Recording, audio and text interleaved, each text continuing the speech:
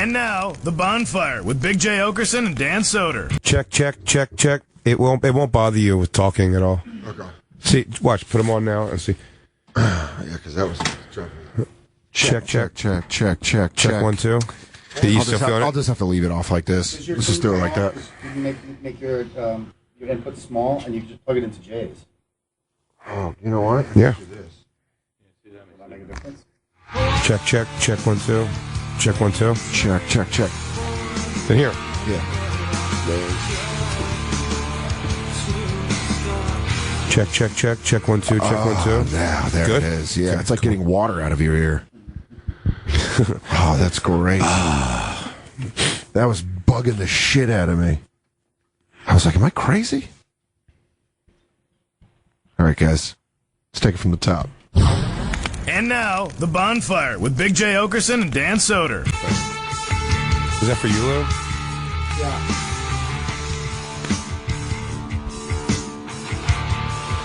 Oh, yeah. Are we rolling? Yeah. Oh. Super casual. Soup Cash. It's Soup Cash Bonfire. Soup Cash Bonfire. We are new but not live on a Wednesday.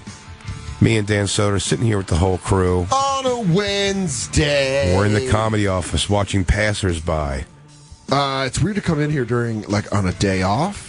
Because Yeah. you kind of have, like, you see, like, the same people when you come in on Mondays and Wednesdays. But then when we do pre-records, it's like I feel like I walked into someone's house. Yeah, I Like, saw you know Baba Booey here. You today. did? Yeah. You know when they do open houses, and sometimes the families would be there if you're, like, looking to rent a house?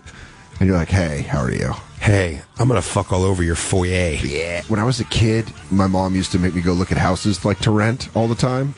I don't know if I ever told you. She wanted to rent one? Yeah, like she wanted to move. She wanted to move like closer to Washington Park in Denver. Okay. So every weekend we'd have to wake up and me and my stepdad would go like look at houses that they never ended up buying. They just like, ever. She's like going for like free finger sandwiches. Yeah, and talking to ladies with sad haircuts. This is a 5-bedroom place. Great egg salad, by the way. Trish starts doing that thing that we always used to do, where you're like, "What is who did the supports? Who did the structures? This doesn't look union." Yeah, is this Hovnanian? Is this Hovnanian builders? These walls, these studs, are these proper? Are these up to date? Yeah, starts knocking around every room for studs.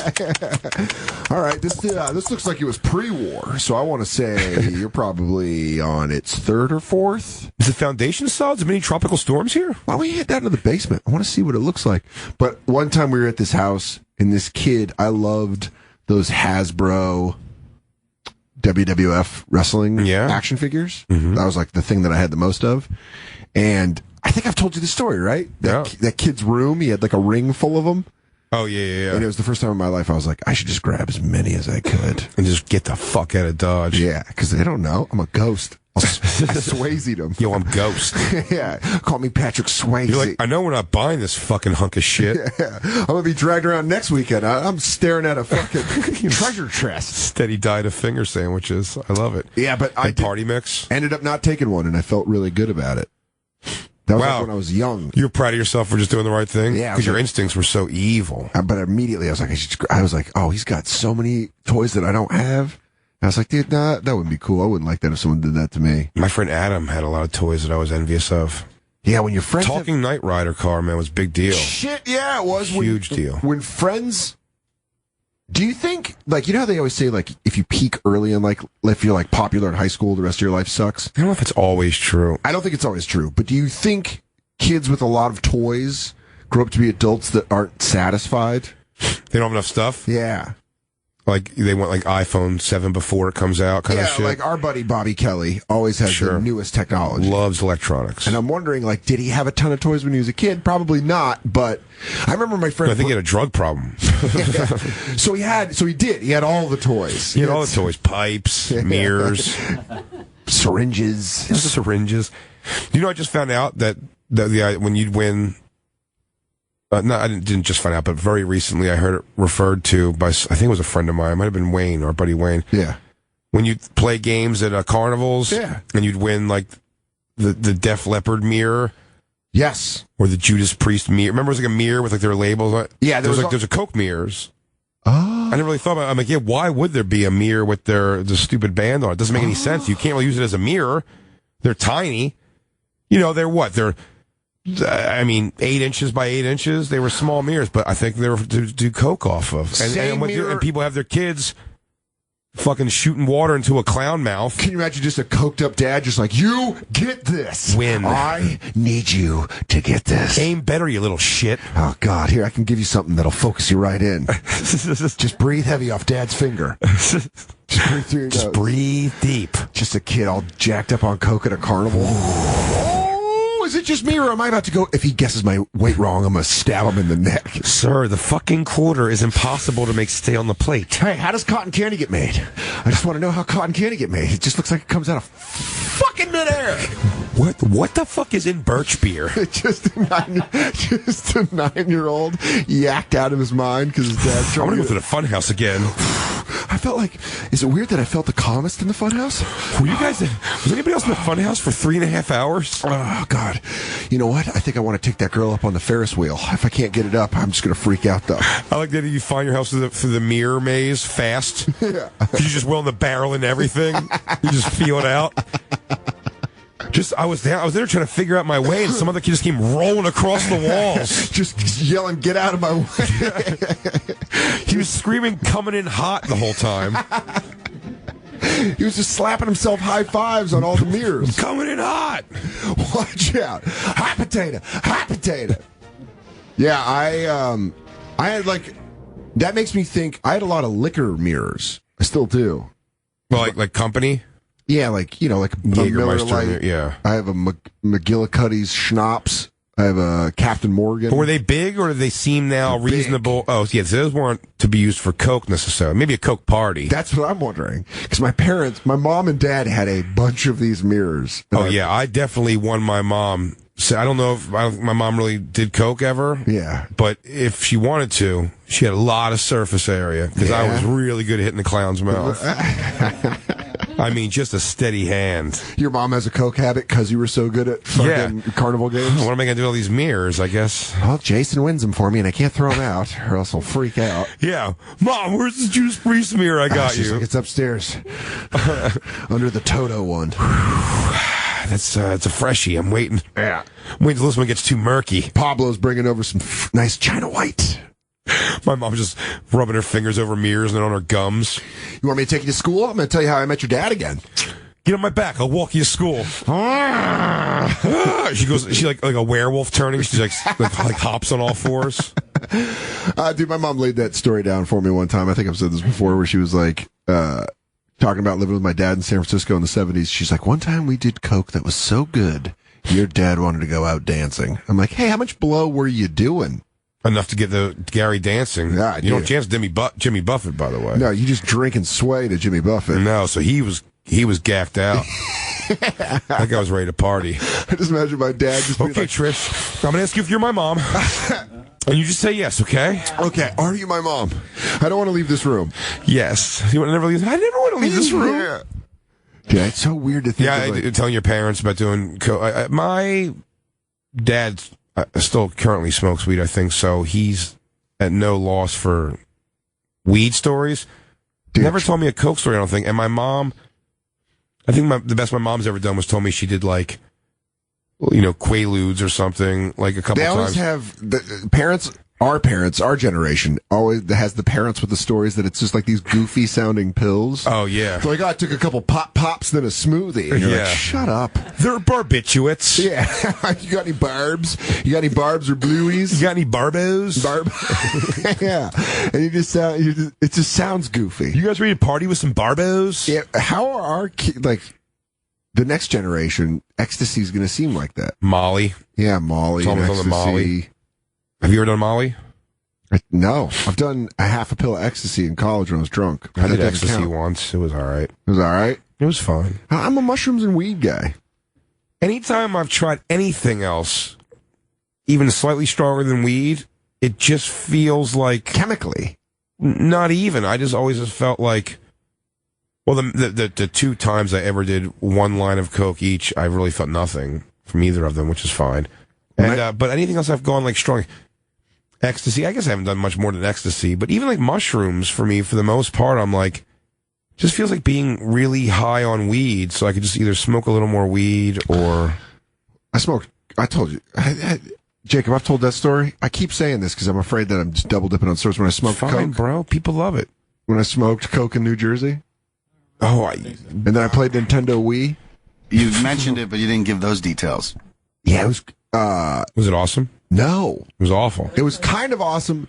It was right when I moved to New York. Those games of Wii were fantastic. Dude, I was dropping bombs. You're just bowling hard strikes. Dude, home run derby. I was dropping 600, over 600 fucking home runs. You were Cecil Fielder in that room. I was flipping the bat. I was flipping the controller like Bonds in his heyday. I was just a bad boy. Those are the stories that generally end with the Wii controller through the TV. Remember that was a thing happening for a while? Yeah, it was right when Wii came out. I think this was 2007, right when I moved here.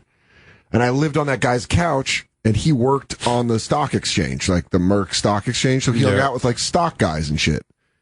And they would party so fucking hard every weekend. And they had all this money to blow. And they did a lot of blow. Finance guys. These guys were just, this was before the collapse, so they just had money to burn. And I slept on their futon in Hoboken. One time a chick sat on my head because I had the blanket over me, and she came over to do blow. And she was just all fucked up, and she's like, "Where are we gonna do?" Just like mushed, like the feeling of someone mushing your head, not in a sexual way, like she was gently, like she sat down on my head, and I was like, "What the fuck?" And she was like, "Oh my god, there's a person!" And I was working at K-Rock at the time, so I had to get up early and take the PATH train into the city. Some girl's ass on your head? Oh, dude, I was so mad. I just started sleeping. That's when I just started getting drunk at Stand Up New York and just sleeping at the studios on 57th Street because instead of going back. Just nod off on the couch? Yeah, because these guys would be doing blow. They would come in at like 3 in the morning. Isn't it odd the seediest worlds are like the dead broke? Yeah. And then like the elite wealthy, not elite, but I mean like, you know. Yeah, I think when you got money to burn. Like the middle class are not the seedy. The middle class end up being like, you know. Joe Sixpack. Or like, yeah, but like, you know, the seediest it gets is like low rink dink, like swingers. Yeah. Shit like that, you know what I mean? Like. Sloppy bodied swingers couples. Chubby swingers that go to like the low rent places. You want some more wine? Yeah. Yeah, this one's like. I got a box of wine so you and your wife can come over and party with me and my wife. Gladys would love to see you this weekend. You guys want to listen to some records and just, you know, I don't know. We could suck each other off. You want to smoke a joint and then maybe we could play? Yeah. You guys want to play? That's what Are you guys in the lifestyle?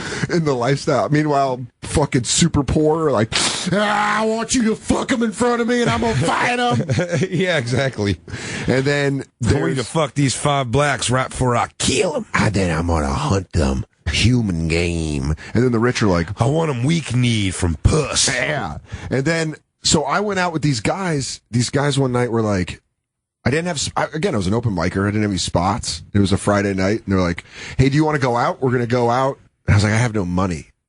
And like, we got you, bro. Yes. I was an alcoholic. And my roommate's friend was like, dude, I'll pay for all of your drinks if you go to this club with us in Clifton, New Jersey. And you were already in the car when he said, I'll pay for all your drinks. You didn't hear where they're going. I was slapping the side of the car through the window. He got in the car and he goes, and you're like, where are we going? He goes, I just said we're going to Clifton. Oh, dude, I was out.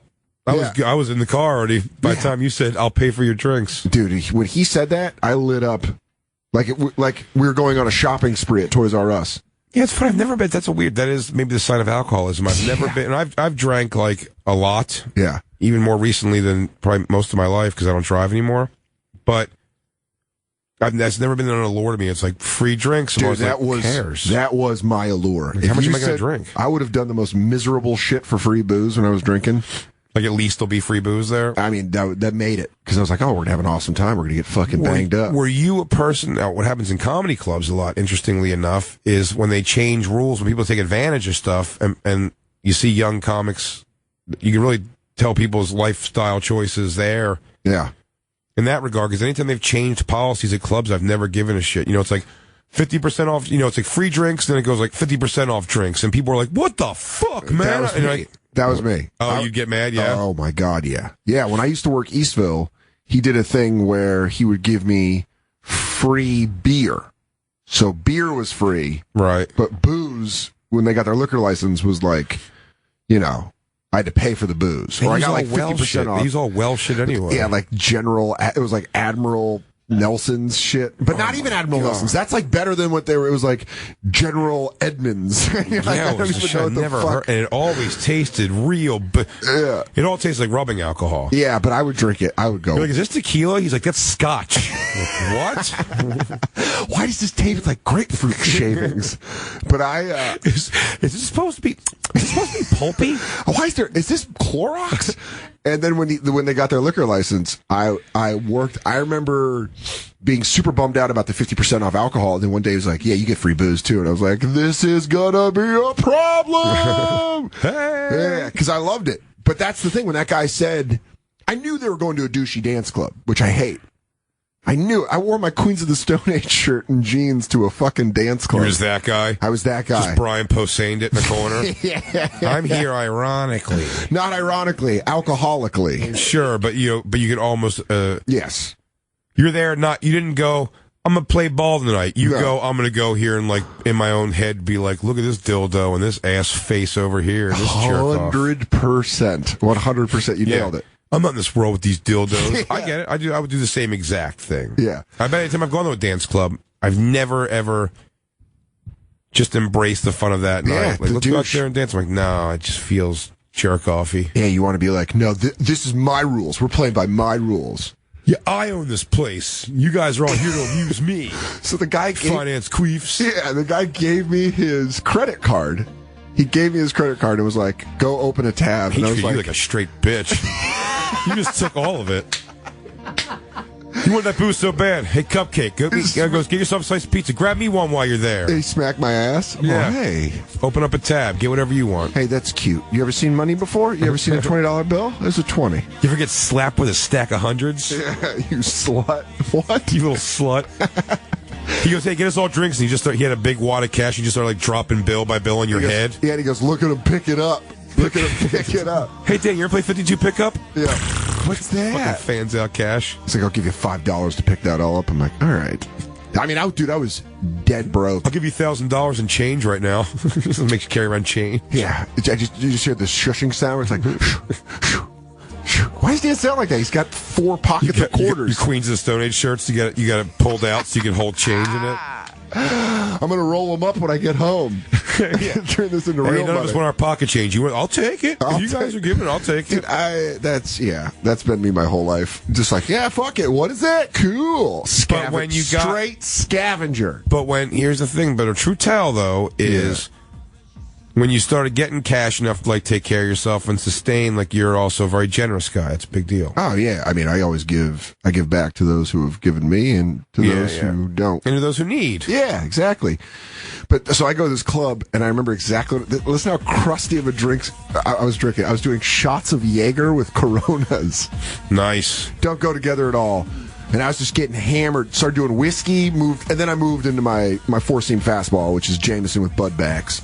Which is Bud Backs. Look what you call it like that. Yeah. I like when you start getting like by the second round we're talking about, you're already getting back into the lingo. I start frothing. Yeah, but I like start getting back into the lingo. Fucking do a Jameson with some Bud Backs. Oh, dude, a Bud Heavy? I'll take a Bud Heavy. We're hitting Hollywoods off the table.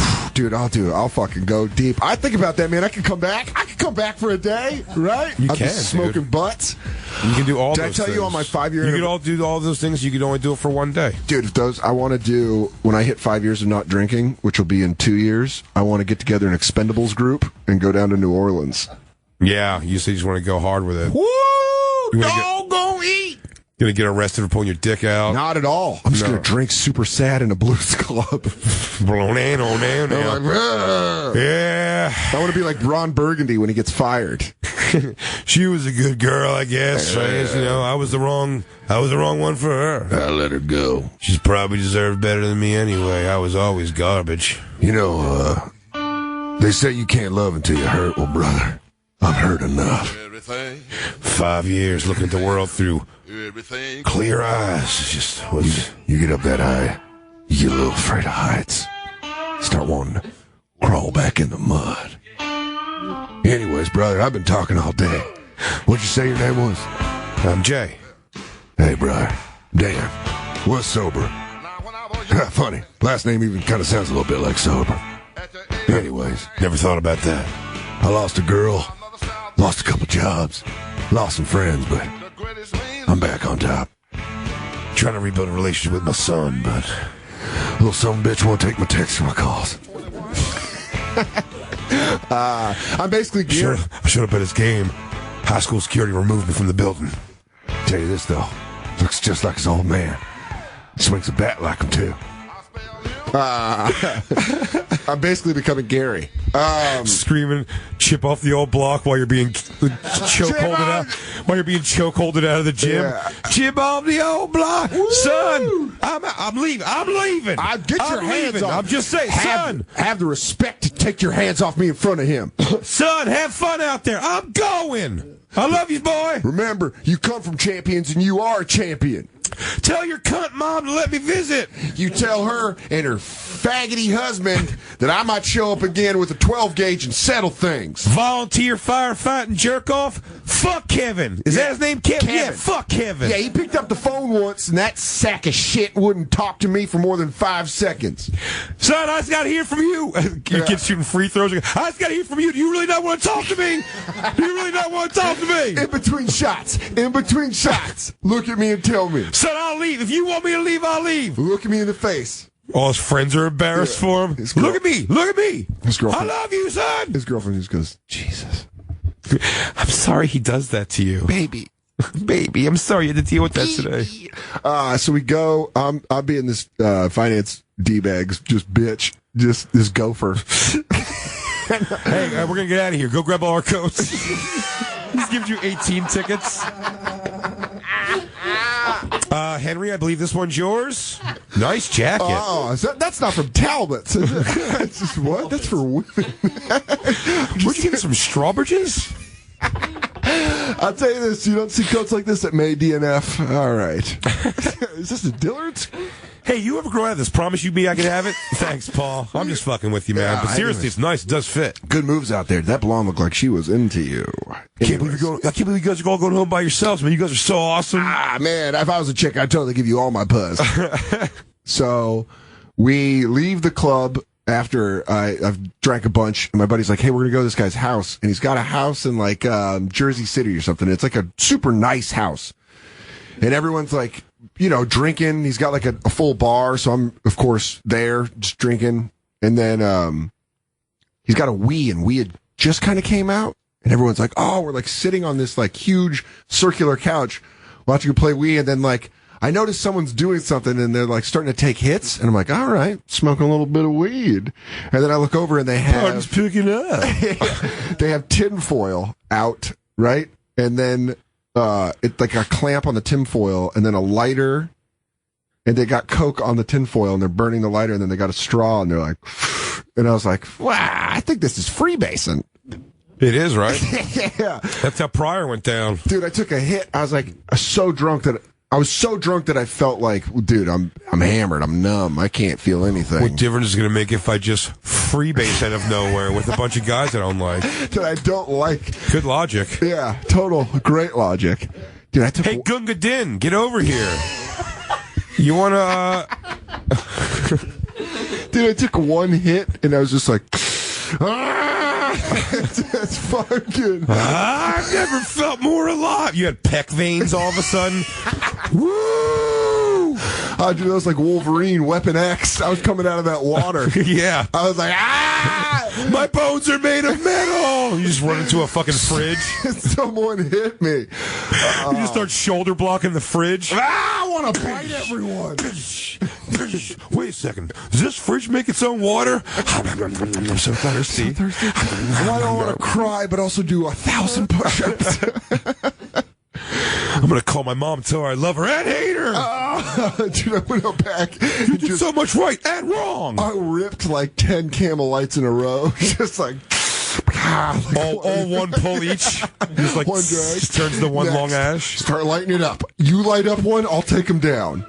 Man, you want to share this next one? I'm like 9 deep. If you guys would have bet if I chomp hard enough I could bite through cinder block. So, dude, It's a trick like breaking a board in half if you chop hard. They turned on Home Run Derby on the Nintendo Wii baseball That's big. on Wii Sports, and I missed the first 5 pitches just so horrifically because I was just like, You was swung way early. Yeah, like you so swing, and then the guy, even the pitcher has a computer face going, like, "What's this guy doing?"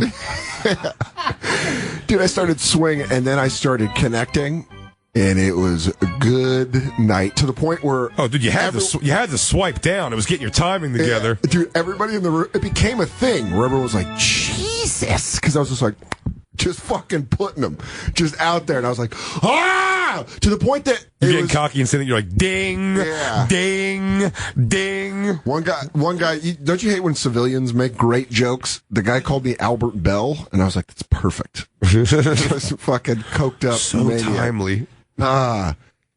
It got to the point where everyone was enjoying watching that the guy let me smoke inside. Oh, You know, really? When that move happens? Because I was like, I'm going to go smoke a cigarette. The dude's like, dude, just do another one. I thought maybe you were going to say there your freebase memory is that at one point it was just 12 guys standing in a circle watching you just fucking humdingers at the fucking at the park the whole time.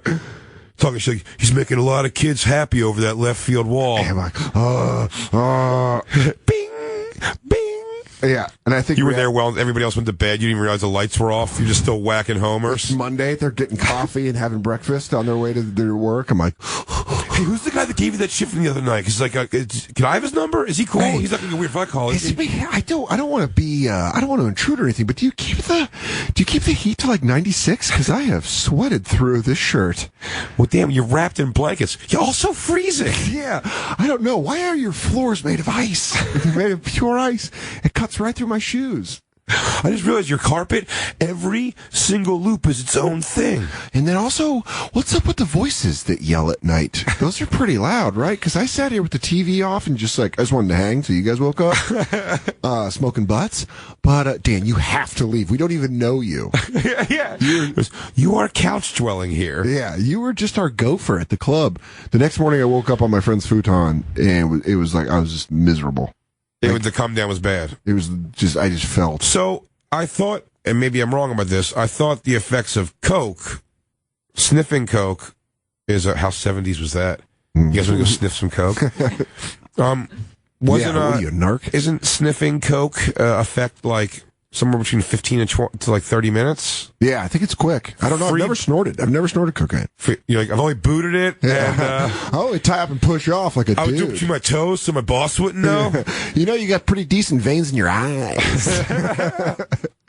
You know, I'll be honest with you. If you just have somebody pour it right into your butthole, Yeah, I do a weird thing where I just take suppositories of pure opiate. it's called lickamating it. You lick your finger, dip it in the coke, shove it in your butthole.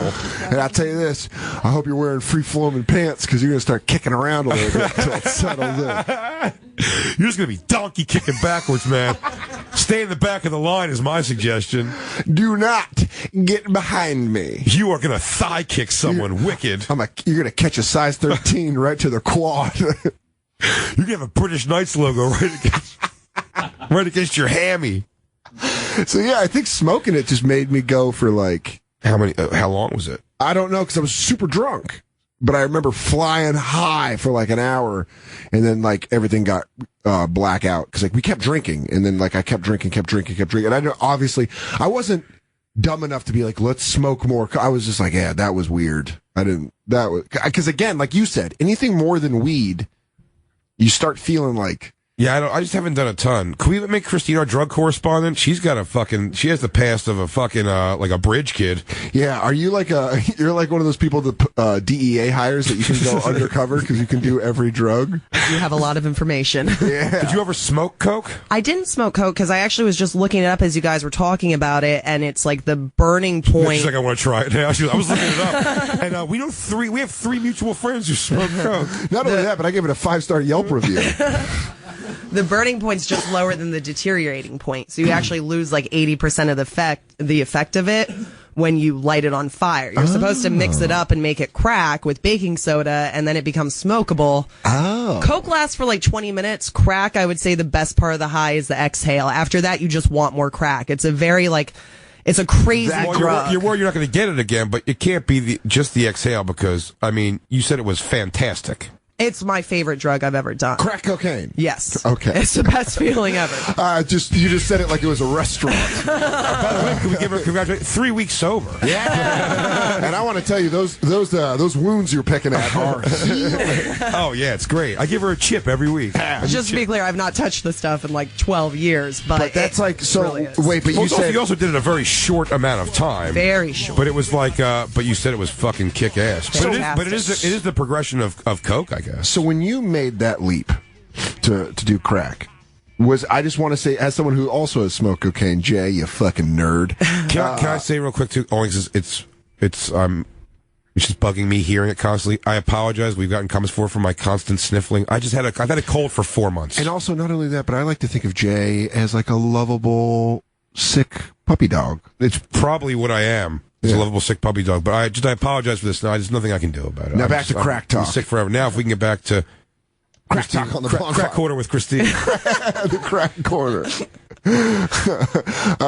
Junkies corner with Christine Evans. Let me tell you something, brother. That's her Piper's Pit. Yeah, she's like, woo! On the show today, we got Bad News Brown.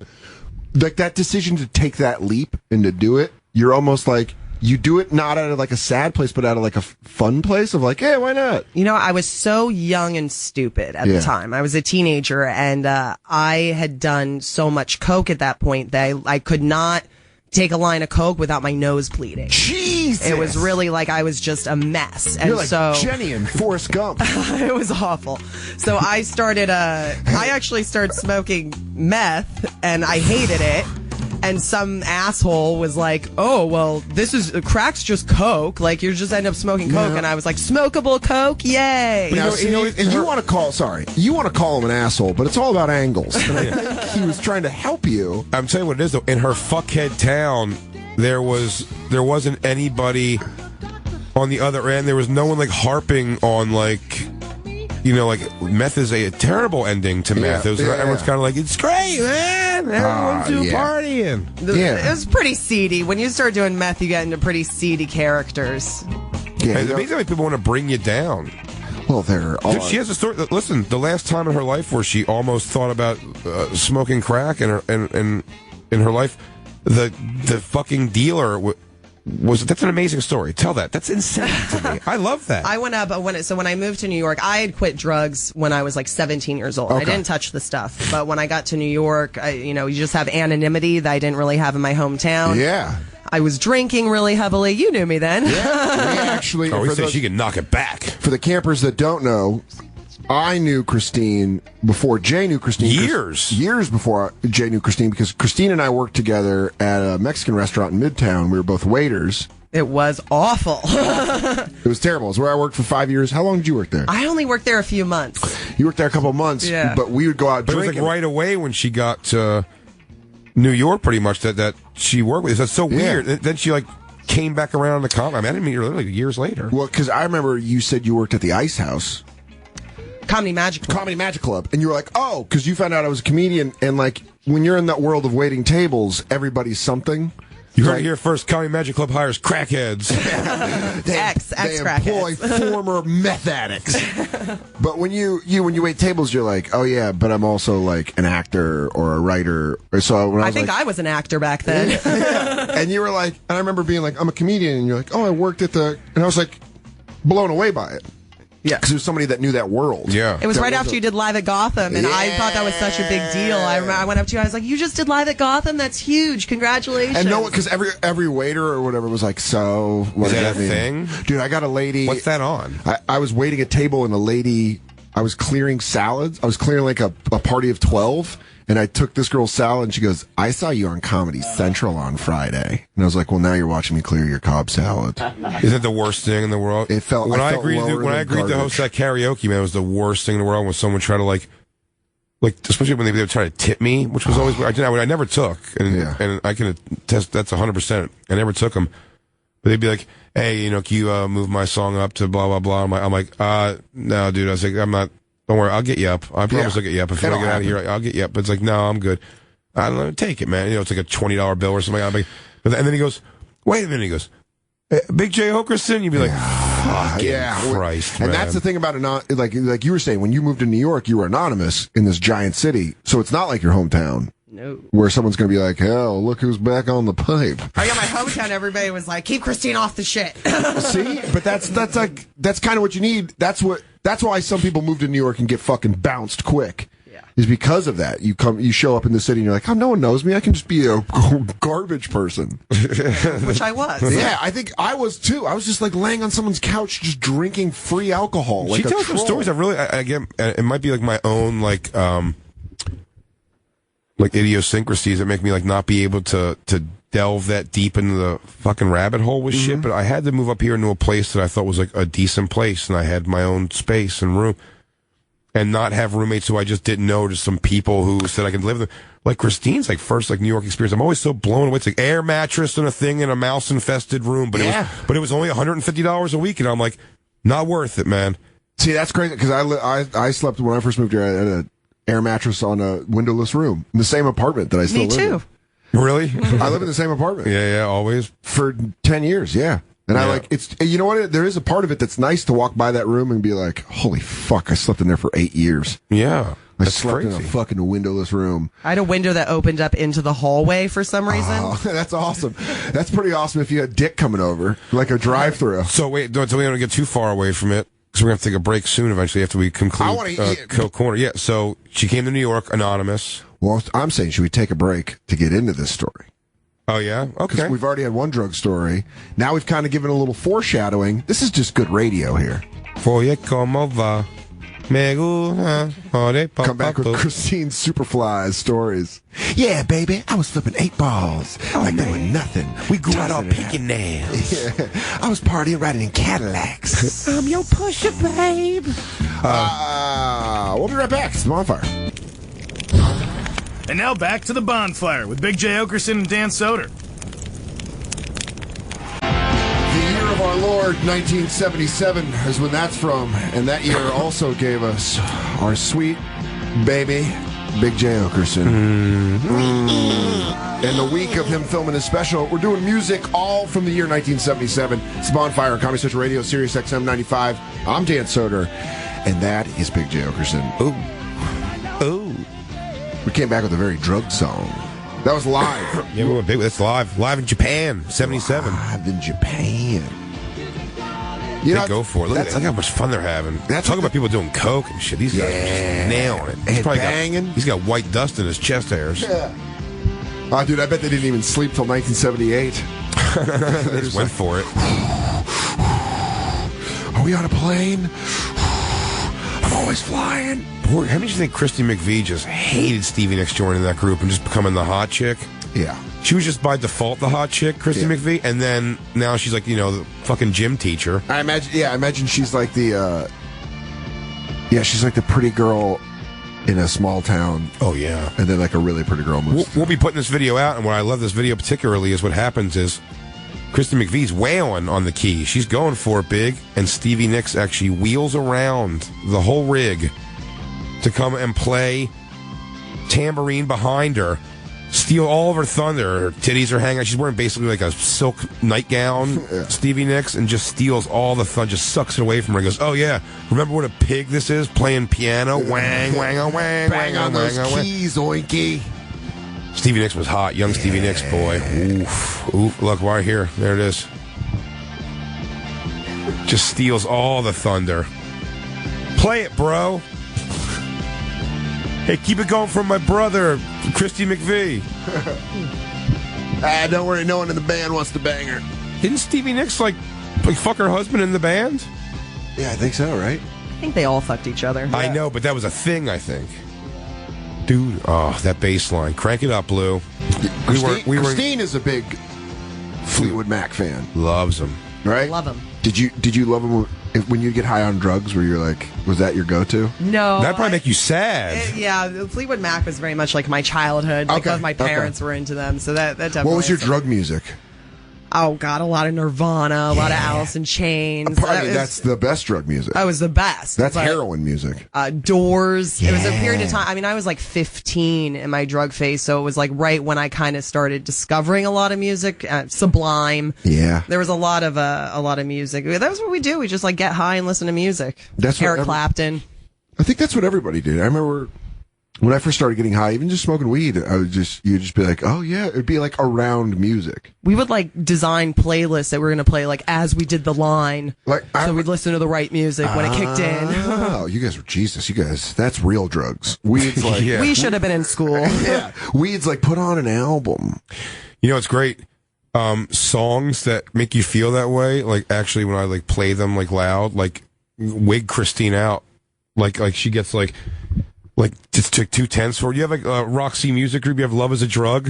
You just hear the beginning of it, like the song, like she just like it just makes her like tense. Stepping Out by Joe Jackson. Oh my! It just sounds like tweaker music. Any songs have like the beat of like doo doo doo doo doo doo doo doo doo doo doo. Did you hate that shit when you were tweaking?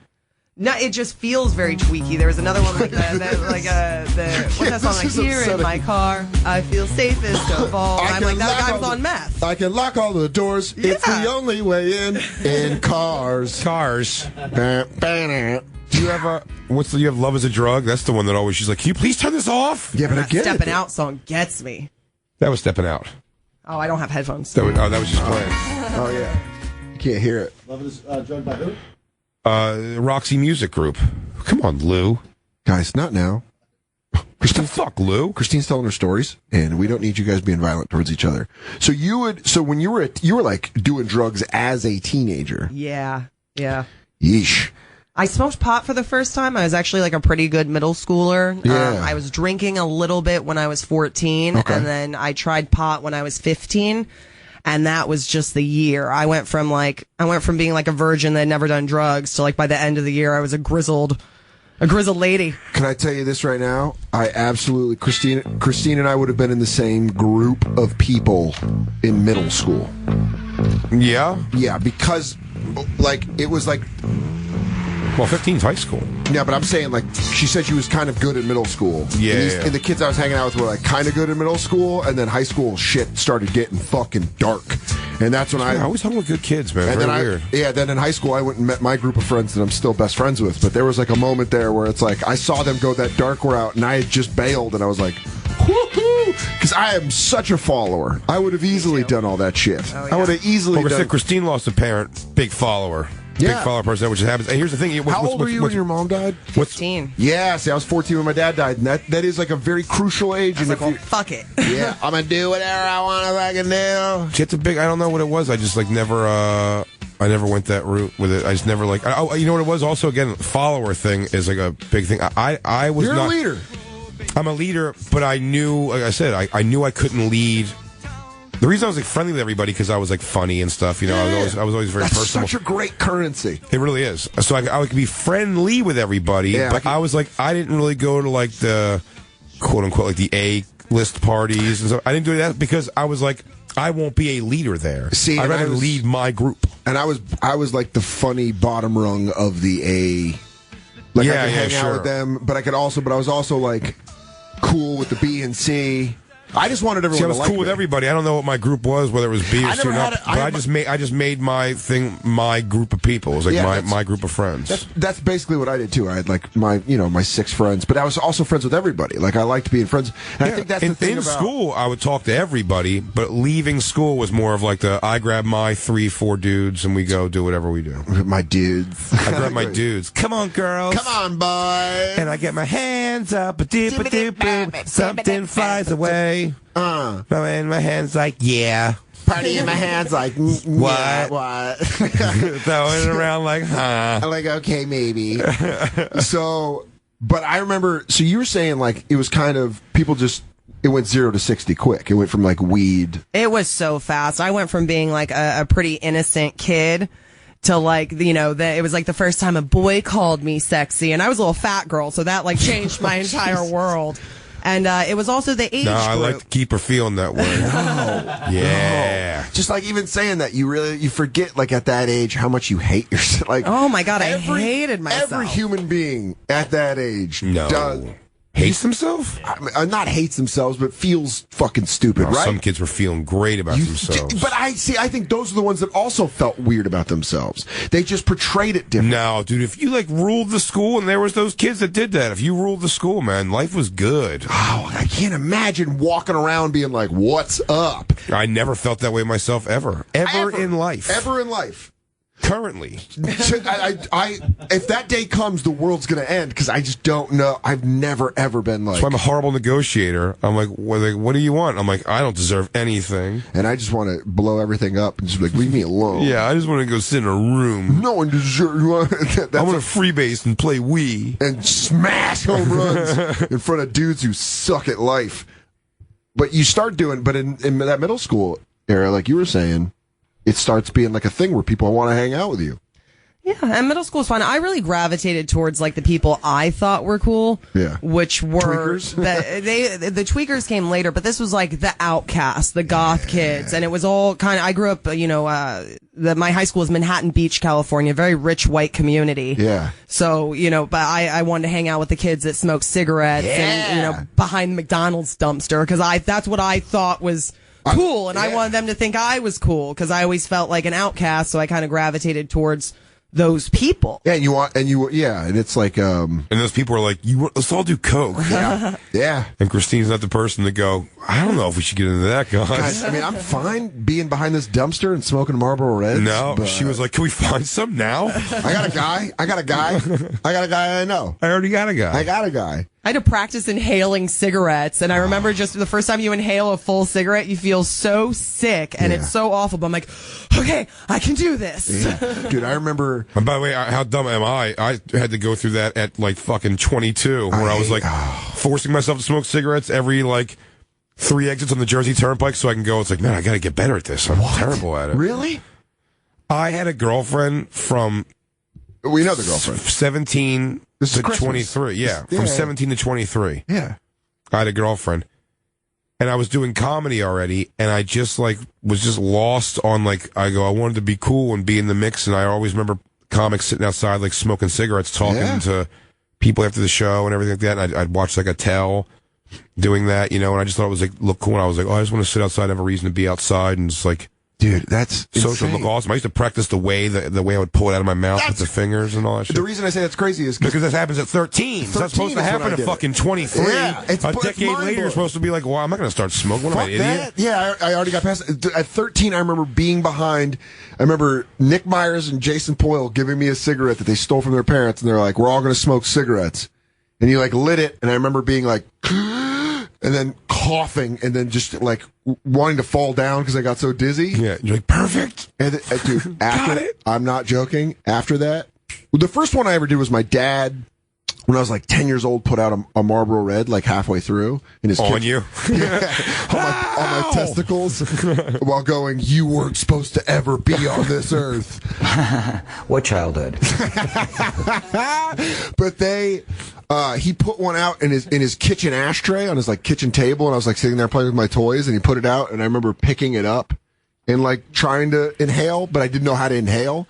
So I remember when I finally did it when I was 13, I nailed it, and then I was like, oh no. Did you ever get the hackney they tell you to go, my mom's coming? That's the only thing I'd tell you how to inhale when I was younger. Really? They go, my mom's coming. Oh no, not at all. They were just they nailed it. Jason, both of Jason's parents smoked in the house. So I think he was just a natural. Observing every day. Yeah, watching how to do it. And from then on, I smoked cigarettes until I quit 3 years ago.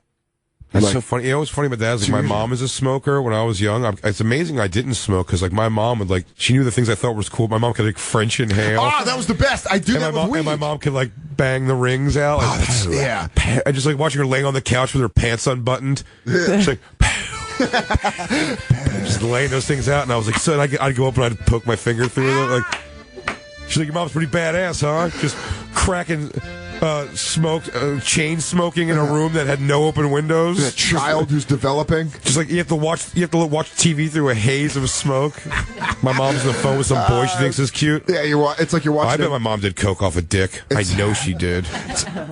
Or she'd have a guy take a Quaalude and put it on his pee hole and flip it like a dolphin. Bing. Like a fish to a dolphin. Yeah, like diving board it off his peg right into her mouth. Go and get it. Oh, my mom. Meanwhile, you're watching TV through a cloud of haze like you're watching a Knicks game in the 70s. Yeah, no shit. Yeah, right there. I'm on a fucking, it's like a smoking section airplane. Yeah.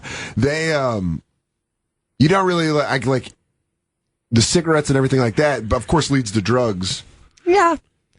It's so funny. I thought that as long as it came out your nose, you were inhaling. And then I got made fun of by like the cool drama girls for not inhaling. And that was when I went home and like practiced. So isn't that kind of true? So look cool. If it comes out your nose, do you inhale? Yeah, no. Oh, because it can just go through your sinuses. My dad did the coolest thing ever where he took a drag off a cigarette one time and he was on the phone. And I remember he had the phone in between his shoulder and his thing. And he pulled the cigarette with his index finger and his thumb.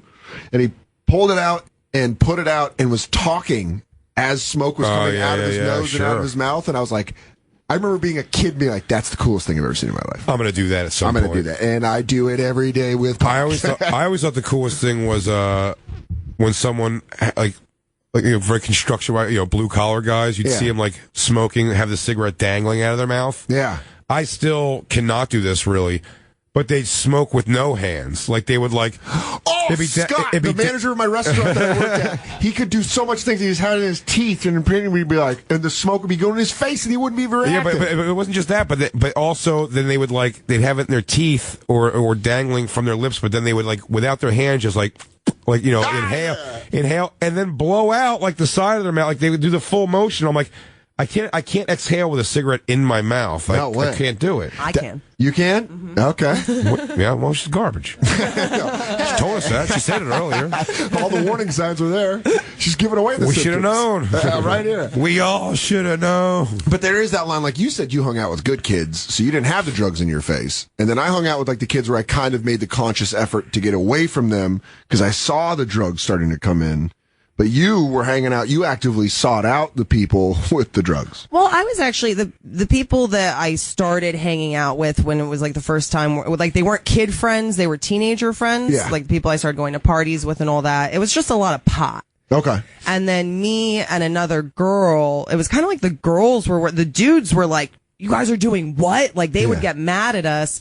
But it was like the girls. We started doing harder stuff, and then we kind of had to hide it from the rest of the group. And then it becomes a thing where you just become isolated and you're just doing coke in your room with your friend. Yeah, so it becomes that scene from Boogie Nights. Oh, she hates that scene. I was like, that scene really makes it like reminds me of me and my friend that I did drugs with just freaking out like that. Just thinking that you just think you're being entertaining and thinking of all this great concepts and you're really just rambling. Yeah, just blah, blah, blah, blah, blah, blah. It's the worst. I'm the worst on coke. So when did you go? Because you even said, there it is. Oh, yeah, that's it. I'm going to do that. Maybe my mom's. Wednesdays and Fridays at 3. I was thinking of something. I was going to see about taking the GED. High school. But you said, take the GED? You said you did like so much coke but as a teenager, you did so much blow that you moved on. How long did it take for you to start doing coke and then to move on to? I did coke pretty consistently for about a year and a half. That's a lot of, like, as a teenager. I mean, how often were you doing it? Every day. You're right, by the way. That is a very short adult addiction of anything, I guess. But, like, for a teenager. That's a long teenage addiction. That's a whole year of school. She went from being like, what'd you go from, like, being a junior to a senior? I was a sophomore. Yeah, wow. I went on independent study junior year. To do more blow. So I just didn't go to school. She wrote 6 theses that year. And 2 albums. One was a concept album of just whale noises. Double album of whale cries. I dropped like 90 pounds. You think someone would have noticed and been like, they're just like, you look great. But as far as like drug addicts go, like in college football, if you get a guy that's a sophomore who starts, you're like, oh man, we're going to have like 3 good seasons with this guy. And with Christine, she started doing blow and she was like a blue chip athlete. She's just coming out like, she's going varsity her sophomore year. Coincidentally, it's all the year she did, all the year she did coke was the year she won the Presidential Fitness Award.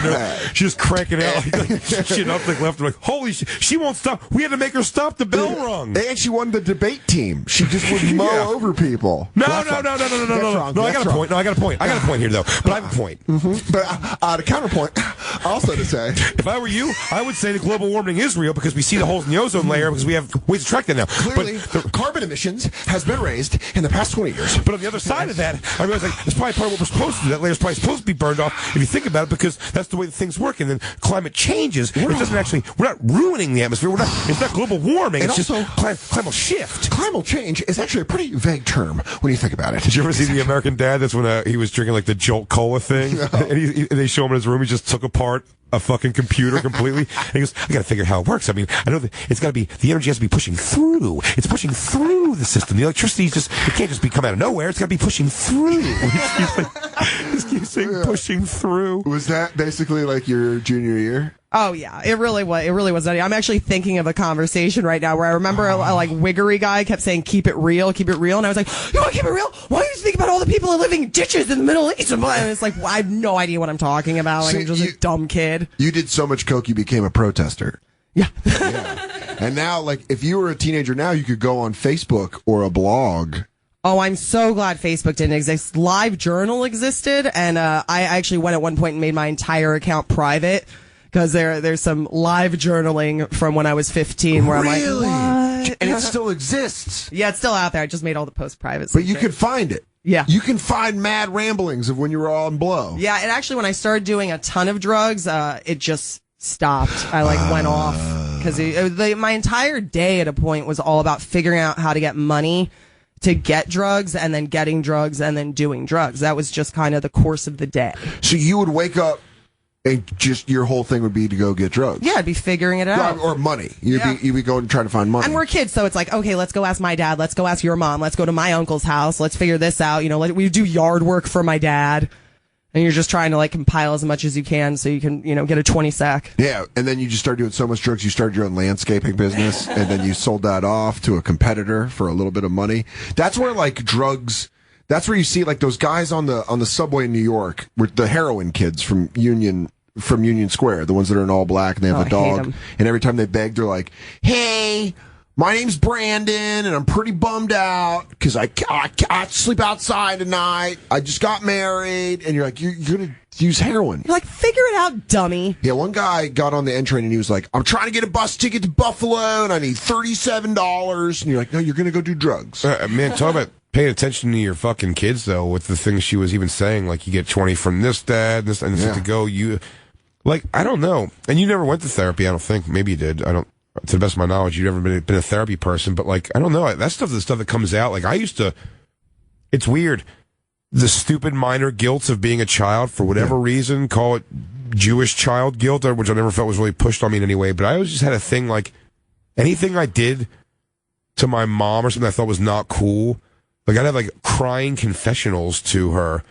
Like, things where it's like, she bought me, I know my mom was, like, broke, and she'd, like, buy me a toy, and I'd lose the pieces to it, or it broke, and I'd really be like, I just do your thing. Like, did you have to, like, grip with that shit at all? I don't know if I've ever asked you that before. I don't know. I was very, like, for whatever hardships I had in life, I very was like, Daddy, give me money. No, I know. I'm not saying that. I'm saying, do you feel guilt for him handing you money that you have turned used to, like, do something? Oh, yeah. We went through all that, though. I started at the end of it, I was writing, like, bad checks and draining his account. No way. Yeah, I was doing some, like, fucked up shit. Me and my dad had to repair our relationship. It took a while. And because of drugs. Yeah. But he also, my father, so my mom passed away when I was 15. My father worked 3 p.m. to midnight, and my house was a block and a half away from the high school. So it was we just grew up this, in like, very similar houses. It was just this cyclone of, like. But see, my friends. See, I had a similar time by myself, technically, unsupervised, but by 11 years old, like, I was, like, I came home and I had my brother, like, my mom would leave, or my stepfather would leave, and my mom would come home at, like, 11 p.m., so I was, like, by myself, but not really. So I had friends come over, but never in my thought was it like, hey, we could smoke pot and drink. Because I have, like, there's a fucking baby there, that I'm taking care of. You have a small child to take care of. Were you an only child? Yep. Yeah, so that probably saved. I'm telling you this right now, because it's almost identical. Whereas we both just said we both want people to like us, and you're by yourself, and you have access to a house. I missed some experiences, like some kid experiences with that responsibility for sure, in many ways. But I'm sure what that responsibility saved me was huge, because I could have been. If the cool kids, quote unquote, took an interest in me, And we're like, after school, if my mom's just like, yeah, go do whatever you do and just be home by like, dinner or whatever it is, and I had that kind of a life, which I didn't. I just didn't have that like normal of a situation. If I did have that, like I'm sure I could have been talked into trying coke or anything, I'm sure. And that's where I'm lucky. Degree. I'm lucky with the people I kept around me. It was just weed. So they would, and my mom was cool with us smoking weed. As long as as long as no one drove. T-Blaze. She got it. Listen, she was fucking ripping dope in San Francisco. Are you get smoking pot? Someone sell me a bag. The first time I did coke was actually I went to my friend's house, and I thought this was so cool because I just started smoking pot. So I was like, "Do you got any pot? I really want to smoke some pot." Yeah, and he was like, "No." Saying that when you're a teenager Can't makes wait you to feel. say that, I guess. You're like, "Hey, you guys want to blaze one?" And you're like, I hate when adults do that now. Oh, like they're not joking. You know what I mean? Yeah. Like, what do we say to each other when we get high? We're just like, "Hey, you want to smoke?" Get stoned or something like that. But I mean, but you guys want to blaze? It's also by the way, even those terms don't bother me so much if it's just said like. Again, there's a point when you're putting that on as a kid. You know what I mean? Yeah. You guys want to hit the stratosphere?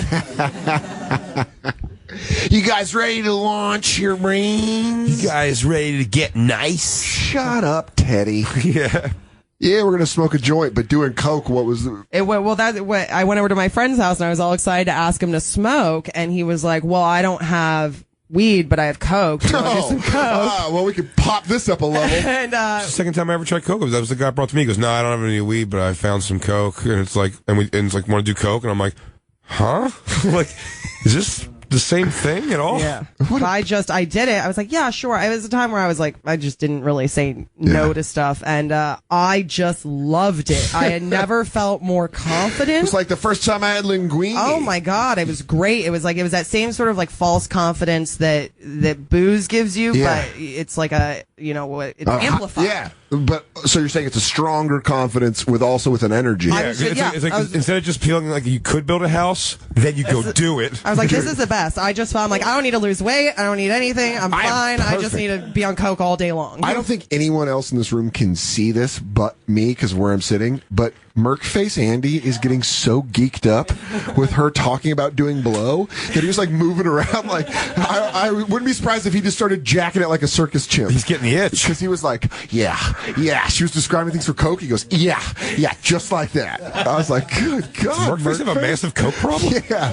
Hey, do you want to tell us some shit? By the way, Merkface really just recently lost like 40-some pounds. True story. Yeah. I think he's like, "Oh man, that's just a heartbreak, she left me. Meanwhile, we talked trying to jog off the pain.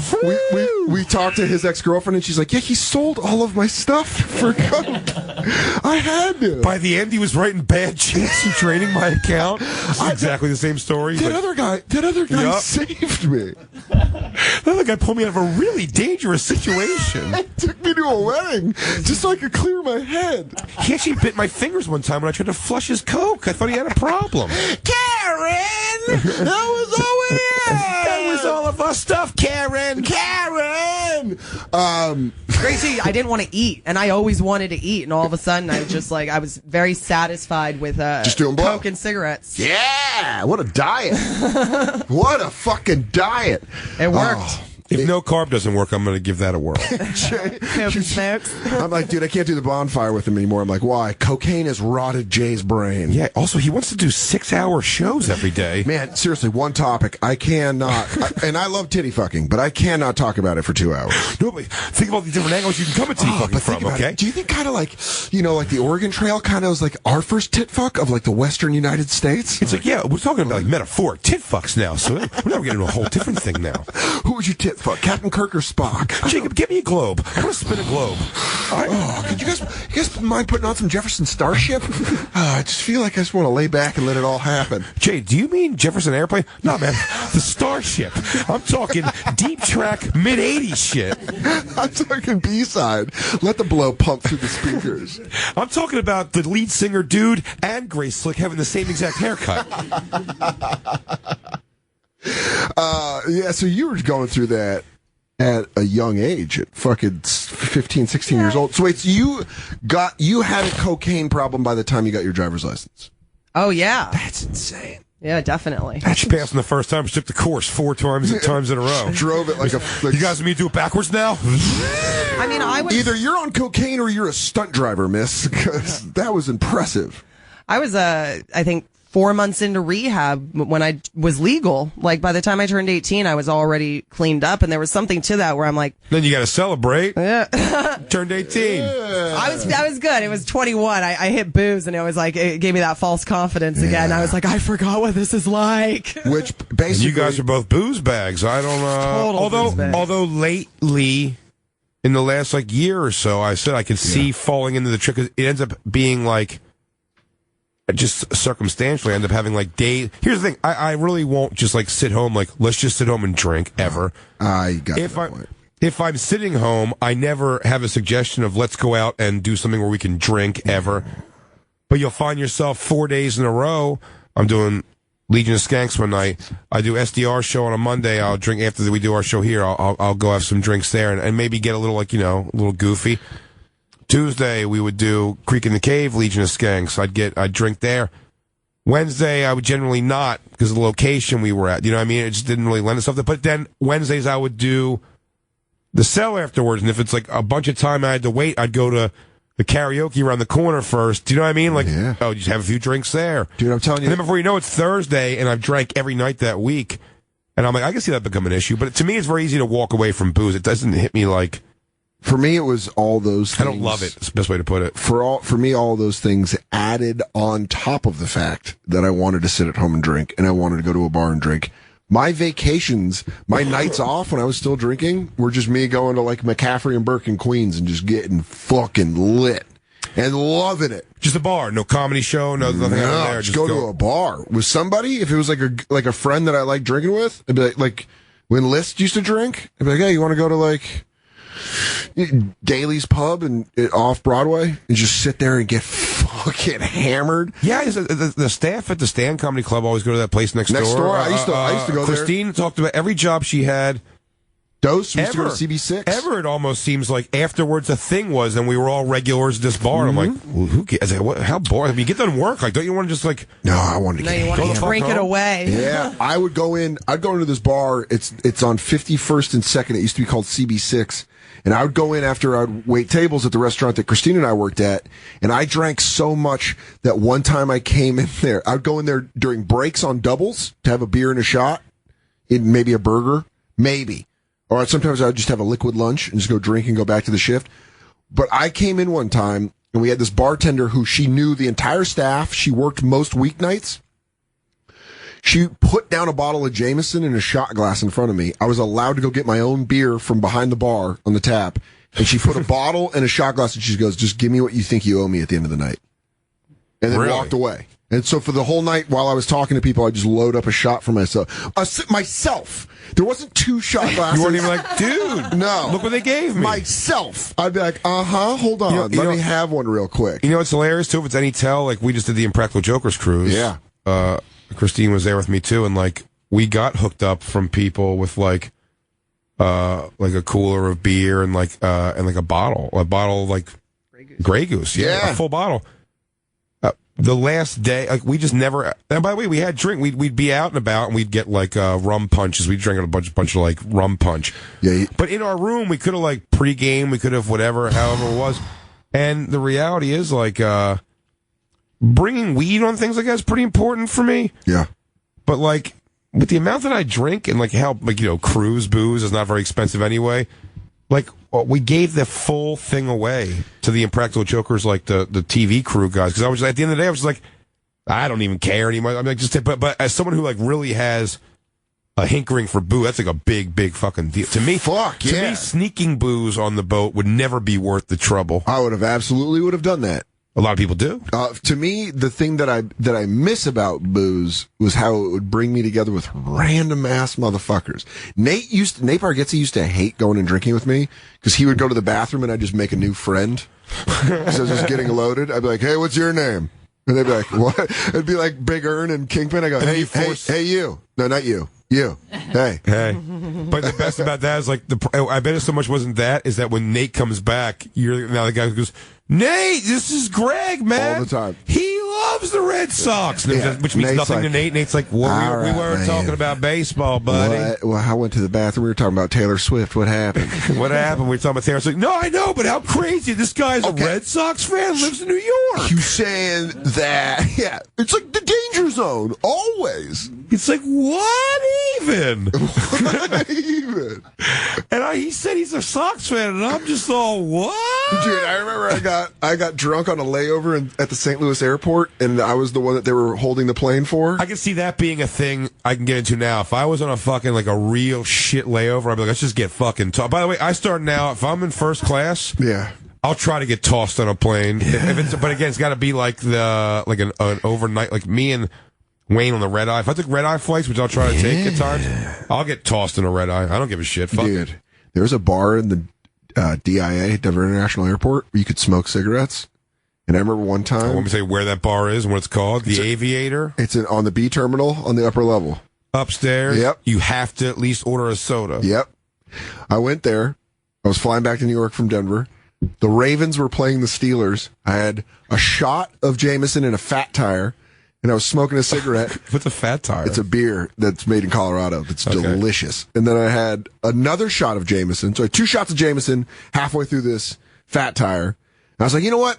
Why don't you give me another Fat Tire? And I finished that. And then I started watching the Ravens game, smoking a cigarette, and I looked at my phone, and I literally was like, I might miss my flight just to sit here and get fucking hammered. Really? And then I was just jump on a different flight? Yeah, like, I don't know, maybe I can go change my flight and just stay drinking here. And then I was like, nah, I should go. Were you talking to people and stuff, having a good time?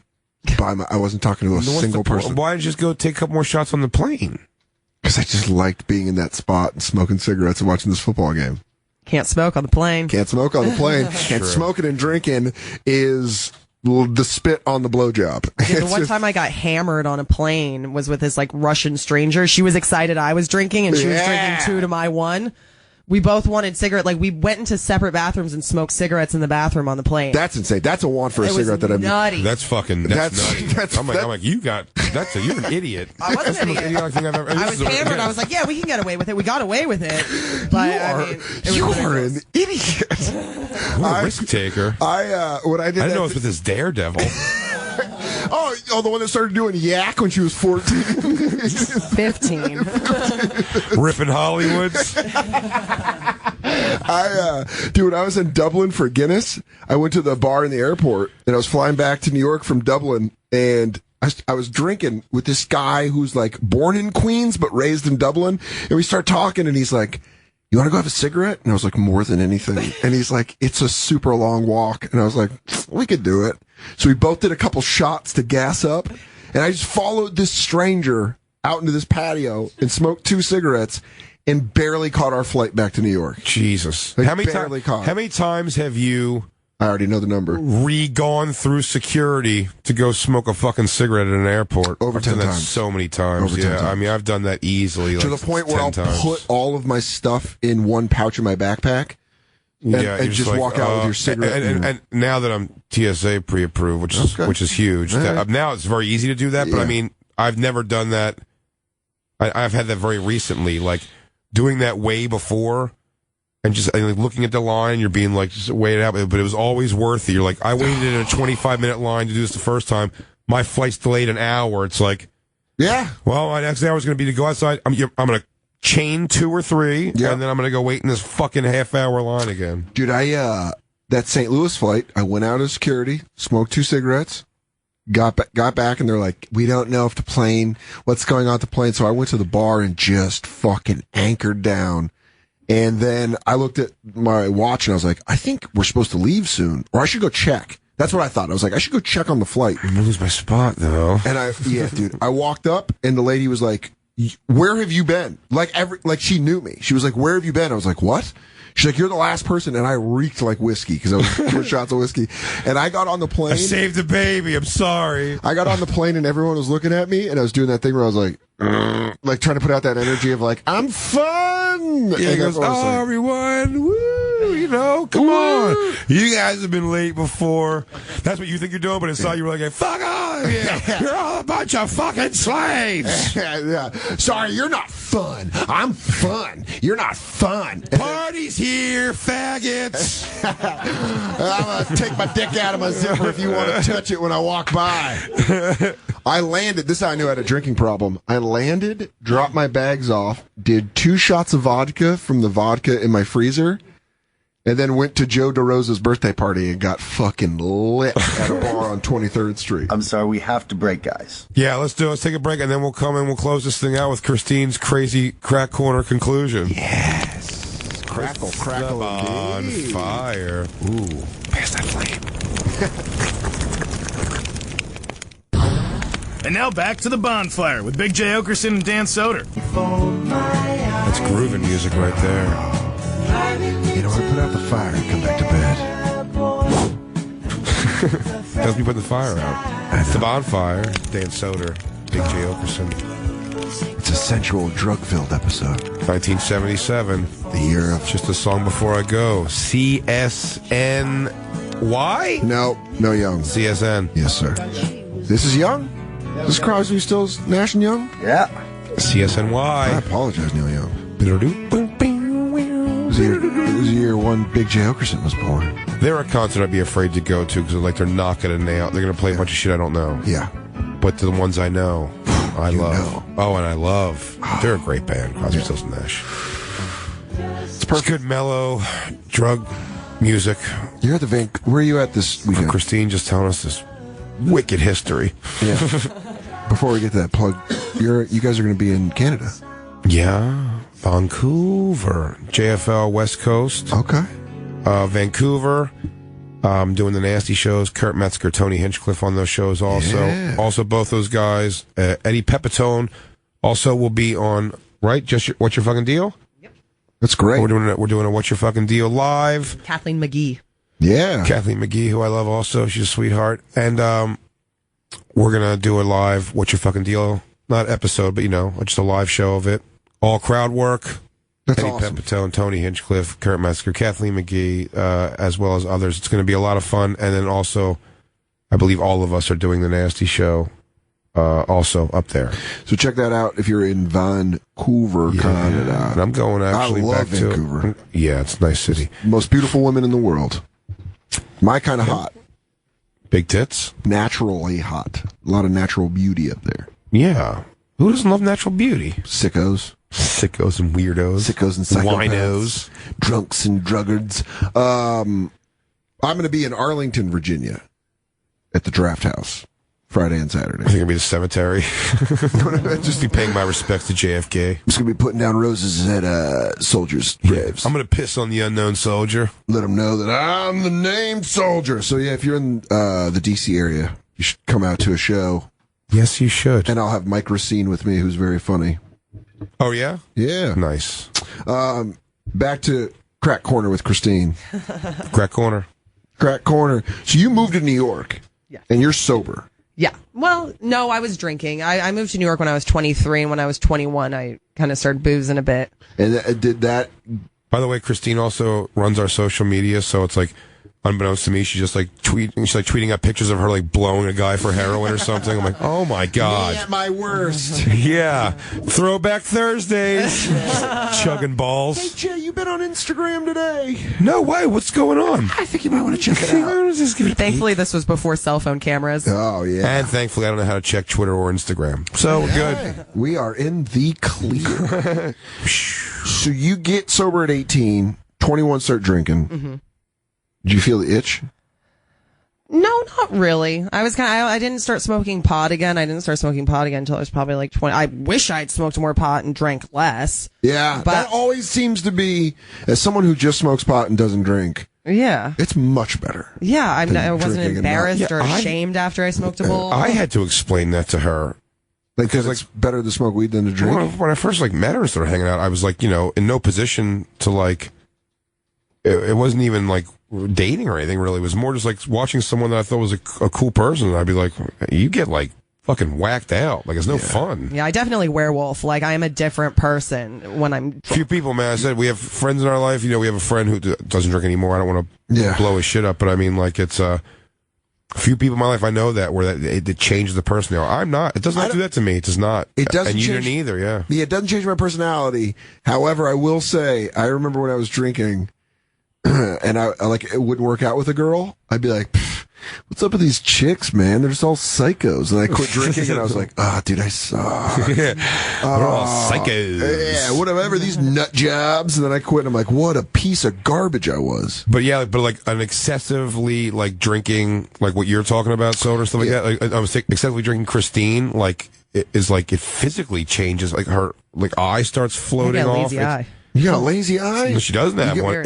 She gets one. Growing up, we called it like drifts. Growing up, we always called that Shanahan eyes because of Mike Shanahan. Oh yeah, because he has kind of a wonky eye. Does he really? Yeah, but she doesn't have that in life ever. You've never noticed that before. But I'm saying when she drinks, it gets whacked. Yeah, my friend Carrie had the same thing. My friend Chompers, she'd get drunk, and then her eye would go weird, and then she'd get Shanahan eyes. Shanahan.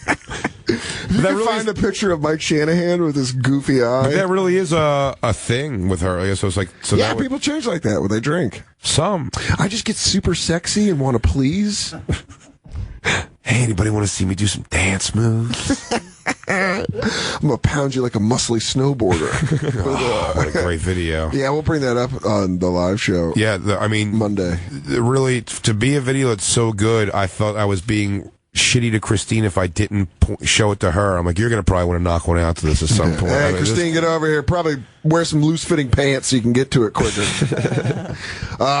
So when you moved here, you're 23, you're drinking, and that leads us...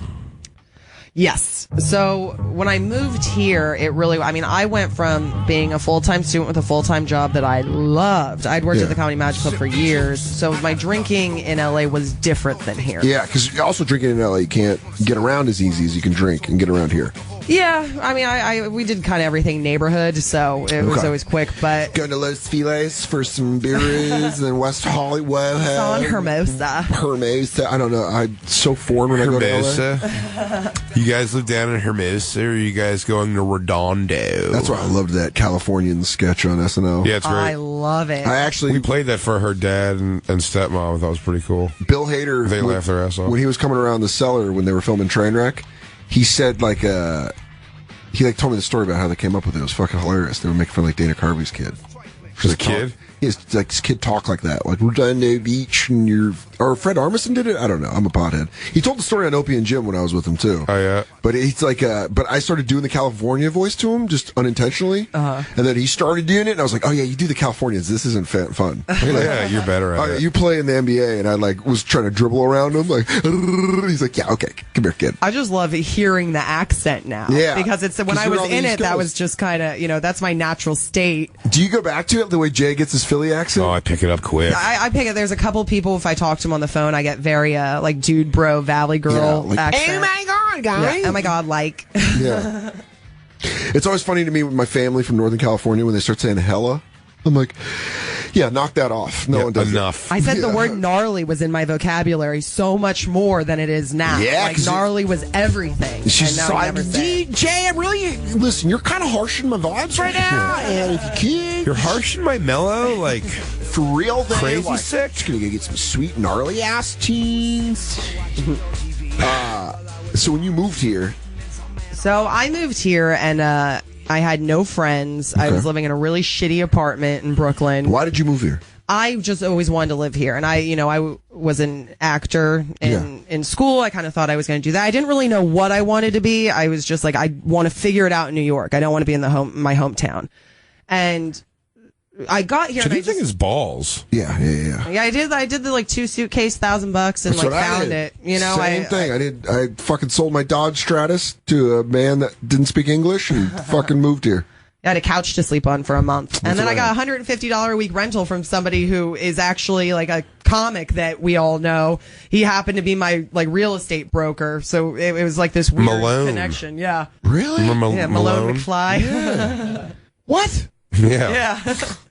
So he got me this place and by the way, like with the way that I felt about the Comedy and Magic Club, I thought everybody felt that way. And I was like, I'm going to walk into a comedy club and get hired. Yeah. No clubs would hire me. Nobody wanted to hire an off the boat, not from New York person. I couldn't even get a job like waiting tables. You didn't come from Italy, you fucking weirdo. African dishwasher. Well, whatever. A new transplant. Back it up, Five-O Mouse. All right, once upon a time in the West. I want to work for you. I will do any job you want me to. No, we can't get you right off the boat. Relax, Mean Streets. Yeah. I've come here working, just like some Irish. We don't hire mix. I just am on trying to find some work. I've got my family to feed, please. To feed, please. I'm trying to bring over me bird. And the people are not hiring me down at the docks. What comedy clubs did you go to? What comedy club did I what? Did you apply? Try to work at. Oh, the Comedy Cellar, Gotham, Comic Strip Live. I applied so many clubs and I just didn't. But then you landed one. Comics, yes, I landed comics while I was at Dos Caminos. That's why I was at Dos Caminos for such a short amount of time. You nailed it. You got out. I spent 5 years there. She got 2 months. I didn't know her the whole time she worked at comics. I got what? You remember her at comics? I knew her from Dos. Comics. So you'd see her and it'd be like, oh, yeah. I was Soder like, was a young comic at the time. This was like 6 years ago. So I have emails to the booker being like, you got to book Dan Soder. Dan Soder's so funny. I still have his imprint under my wing. Yeah, it's true though. Yeah, you'd be doing check spots up at Stand Up New York at the time. Yeah, that was like 07, 08. Yeah. 09. Yeah, right around there. Birth of the Bonfire, buddy. Yeah. That was you fucking just ripping through cigs outside talking shit. Do you remember when we did... I'm like, this check spot guy gets all my references. Do you remember when they were doing construction outside of Stand Up New York and me, you, Lewis, Dave, and Justin would do wrestling entrances? Yes. I do remember that, yeah. How much fun that was? Because they had the scaffolding up, and then they had like the construction where it was like a thing, but there was a hard turn on the corner, and then a long corridor. Yeah. So we would do like professional wrestling entrances. We would like coming and pointing at each other, and we'd just be all fucked up on a Friday night at like 1 a.m. doing this out on the street. It was so much fun. Ironically, I would be the one who's not fucked up. I would smoke weed, but I wouldn't be fucked because I had to drive back to whether it be probably Queens at that point. I would get fucked up, and I would go with you to the comic strip, and you would do a spot, and we'd go in the basement and do the volcano, and then I would get your booze. Yeah. Are we not seeing a pattern in this episode? Yeah. But also, takes you places. You got all my references, and you were like at that time where you were at comics and that you were a headliner. You're like, you did a half hour. I mean, in the lightest sense of the word, though. But to me, I could headline, but I was not a draw of any sort. Yeah, but to me, it was. Yeah, I mean, I was one of the club regulars at that point. You saw dude, yeah, and not only that, but I remember I've told this story on the special before, but I got hammered at your fucking screening, your CC Presents screening at the Stand Up New York, and I got fucked up, and Wayne. I was high and drunk, and Wayne was like, "Hey, pal, you want to do a check spot on the second show?" And I should have said no, but that was when I was in that mode of like, take every spot, you take every fight you could get, and I fucking ate it so hard in front of Patrice, because Patrice was on those shows. So you guys, everyone here has been in the subways? And then I bombed. I went outside and I listened. What song did I listen to? CKY's Familiar Realm, I think. Something like that. And dude, I remember I spilled a drink on Kurt's girlfriend that night, and I was mortified. I thought I was going to quit comedy, but I was like drunk. Everything went bad? Everything, yeah, this was it. And I was just like smoking a cigarette outside, listening to this, like, I just fucking ate it. Then you flicked the cigarette and it hit Kurt's girlfriend and lit up the fucking liquor on her. And she was like, just walking around like one of those people in those suits. Just burn suits. You hope to God, Kurt, her clothes made him bled. Oh my God. He's like, dude. He's like, thank you. I doused her in gasoline. Thank you. You lit up my girlfriend like a Rammstein concert. But that was like the time where that's so weird to think that that's where we all were, because like I knew you from Dose, but I was doing check spots, and then I also was hanging out with Jay, coming over playing video games. And when I saw her at the Comedy Cellar a few years ago, I like put 2 and 2 together, and then she didn't recognize me. Yeah. And she was working at Stamp New York. I remember her working there a little bit. That was awesome. Yeah, that was great. I love Stamp New York. That's when I started talking, before we knew each other were. Yeah. Before the stand opened. I got poached from Stamp New York to go open the stand. Boom. So you And then the stand is where love blossomed. love something they had to know. Love comes walking in. Boo-dee-dee-dee-dee-doo. So this drug story. Yeah, he goes, love comes walking in. Crack So you're going to buy crack in Harlem. Yeah. Was that? Oh, I want it. His drugstore, I'm like, it might be a little bit of a letdown, but the whole thing, anyway. I think it's a pretty interesting story. The point, I was just a shit show. Like, instead of getting myself together, finding direction, figuring out what I wanted to do, I just let myself be the worst of myself. Yeah. I was drinking 40s and like $2 Chuck, and I was working at California Pizza Kitchen. I don't know $2 Chuck. What is $2 Chuck? The wine from Trader Joe's. So I would just get bottles of that. It's actually $3 here. Everywhere else, it's $2. And I would just like drink a bottle of wine at my house because I couldn't afford to go out. You're like, yeah, that's impressive. It's ridiculous. You really do forget the Playing solitaire with actual cards. Yeah, I read a lot of library books. I was kind of glamorizing a little bit. I'd be like reading Bukowski with my wine. Yeah. I'm like, what? I'm like, this is stupid. Oh, dude, I used to. Oh man, when I drink like bottom shelf or like rail shit, not rail shit, but like well shit. I'd go. Dude, I love people that work in restaurants. She said she was telling a bartender on a gig that we were at. She was like, "What was he drinking?" I was like, "Blah blah blah." She goes, "I think it's in the rail." And I'm like, "What the fuck does She that said we even don't have mean?" any silver tequila except Patron. I was like, check the rail. Nah, yeah, you don't forget the terms. That's why I try to win over the affection of people on the road, like the waitstaff. I'm like, "How big's your section?" And they'll be like, "What?" I'll be like, "Yeah, I said it. What do you got? A couple four tops?" Yeah, I'll throw out the top. I'll throw out the top or Did you get four double tops. set? Listen, how about this? How about you pre-bus? I'll come by, wheel and deal. You drop checks. So yeah, I mean, in that kind of lifestyle too. When you're like, I remember having no money, working at Dose, and then just whatever money I had, I would buy Camelites, I'd buy like a gram of weed and try to make it last a week, and then just drinking garbage alcohol at my house. I always had cigarettes. Somehow I could always afford cigarettes. $12.50 a pack. Always had one. Was bumming. At times where that was like a fucking no way. Yeah. You get excited if you found $10 in your pocket. You'd be like, yes. I was hungover. Bonus. I was hungover one morning going into Dose, and I got off the subway, and a $10 bill blew by me, and I stomped on it like it was going to kill my mom. I picked it up, and I was like, "That's a pack of Camelites." Hell yeah. Oh, I was so pumped. So I can't imagine doing hard drugs in this city. Well, you didn't. I didn't do it that. I only did coke a couple times, and the thing was, I was hilariously living with the same guy that gave me the first line of coke back when I was like 15. What, here? Yeah, he was a gay guy. He was my best friend from middle school. We happened to move out here at the same time. I was living in a windowless room in Bushwick. He moved to 30th and 5th and was like, "Just come live with me and my boyfriend and pay us." Did he know the road he sent you on by giving you to do coke the first time? Oh, his road was way worse than mine. So Hey, he took a D and the B. Oh yeah, That's a way worse road. he had his own problems. He couldn't worry about me. It's a real murky road. Yeah. Great guy. He's cleaned up now too. But I was living. He's a minister. He doesn't believe in gay marriage. You're like, "What? But you just said." I actually works here. Oh, that's hilarious. He works at Sirius? Yeah, not He like gets her a to do a line- creative. He does like data stuff. He gets her to do a line of blow in the Sirius bathroom. This is where she collapses, is doing a bonfire. Hey, our social media has been updated.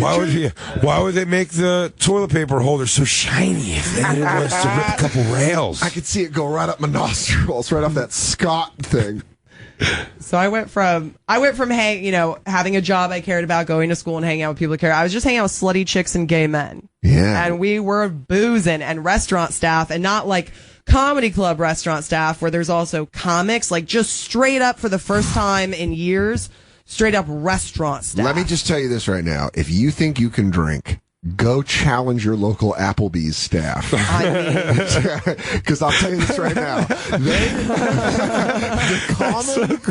Just like the most basic goes, go out for happy hour with a TGI Friday staff. Just got done working I'm telling you, and a Friday night. You could take a ragtag group of a fucking lunch shift at a Ruby Tuesdays on a Thursday and go put some booze in them and watch them go. They just, they tear through. Dude, they drink like fucking bands in the 70s. Why? because you hate. There's something about waiting tables that makes you want to purge that memory with alcohol because you get talked to like shit at least once a day. Generally, at least once a day, you get talked to like shit. You right? get straight up disrespected to You're your just face. in service to other people, so it's like it's part of the job where it's like you have to slap a smile on, you have to be nice to people that are mean to you because your livelihood depends on it. Like There's been times and the camaraderie of that. Yeah. The camaraderie of going through that with someone, because you see people freak out. Like, dude, there's so many. There's melt down. There's a good dozen bus boys that you could find that I've worked with that have literally watched me mentally melt down in Midtown on a lunch. Remember you got stiffed on $600 with those Russians? Yeah, and I just punch, like she's watched me melt down. Just punch micro screens. They used to. And they won't let you smoke. They wouldn't let you take smoke breaks either. But I was like frazzled. By the end of the shift, I had like frazzled hair. I'm just dying for a smoke and a coffee. You're just going through it. Frazzled your hair now, just to make the point. Yeah, so they would brought it right back. Dude, she's gonna be fucking doing big, thick lines tonight. She's back. Dude, those busboys, they'd call me Gringo Loco because I just lose my shit. Fucking Coke Steen's back. We pushed her to the edge, bringing up all these traumatic waiting tables memories. But it really is, it's weird because you just get, especially where we worked in Midtown, it was a lot of finance people that are very wealthy and very cold. So you'd be like, hey guys, can I get you something to drink? And they just wouldn't look at you. They'd be like, what are you guys getting, Coronas? So 4 Coronas? And they would never look back at you and you'd be like, I'm a human being. And they'd be like, yeah. Young 26 figures. Young. It's the worst. It's like the worst of Manhattan all gravitated towards this restaurant. Early 26 50th and 3rd? 50th and 3rd, and you're dealing with like BlackRock and like all these people that are coming in. And there really was times, one time I'd be hungover because I'd be at the comedy club drinking till fucking 3 in the morning because I had a problem. And I'd be working a business lunch. And there'd be times sometimes I'd be like, hey guys, how you doing? When I walk to the table, they wouldn't anything. I'd be like, oh, that's cool. Don't respond. I'm just a human being with emotions and feelings. And sometimes they'd be like, oh, I'm sorry, what? And I'm like, oh, no. Like, in my head, I just wanted to fuck. Sorry, what? Knee to the face. There were so many times where I was like, what would happen if I just lit this dude up? If I just fucking started swinging on him?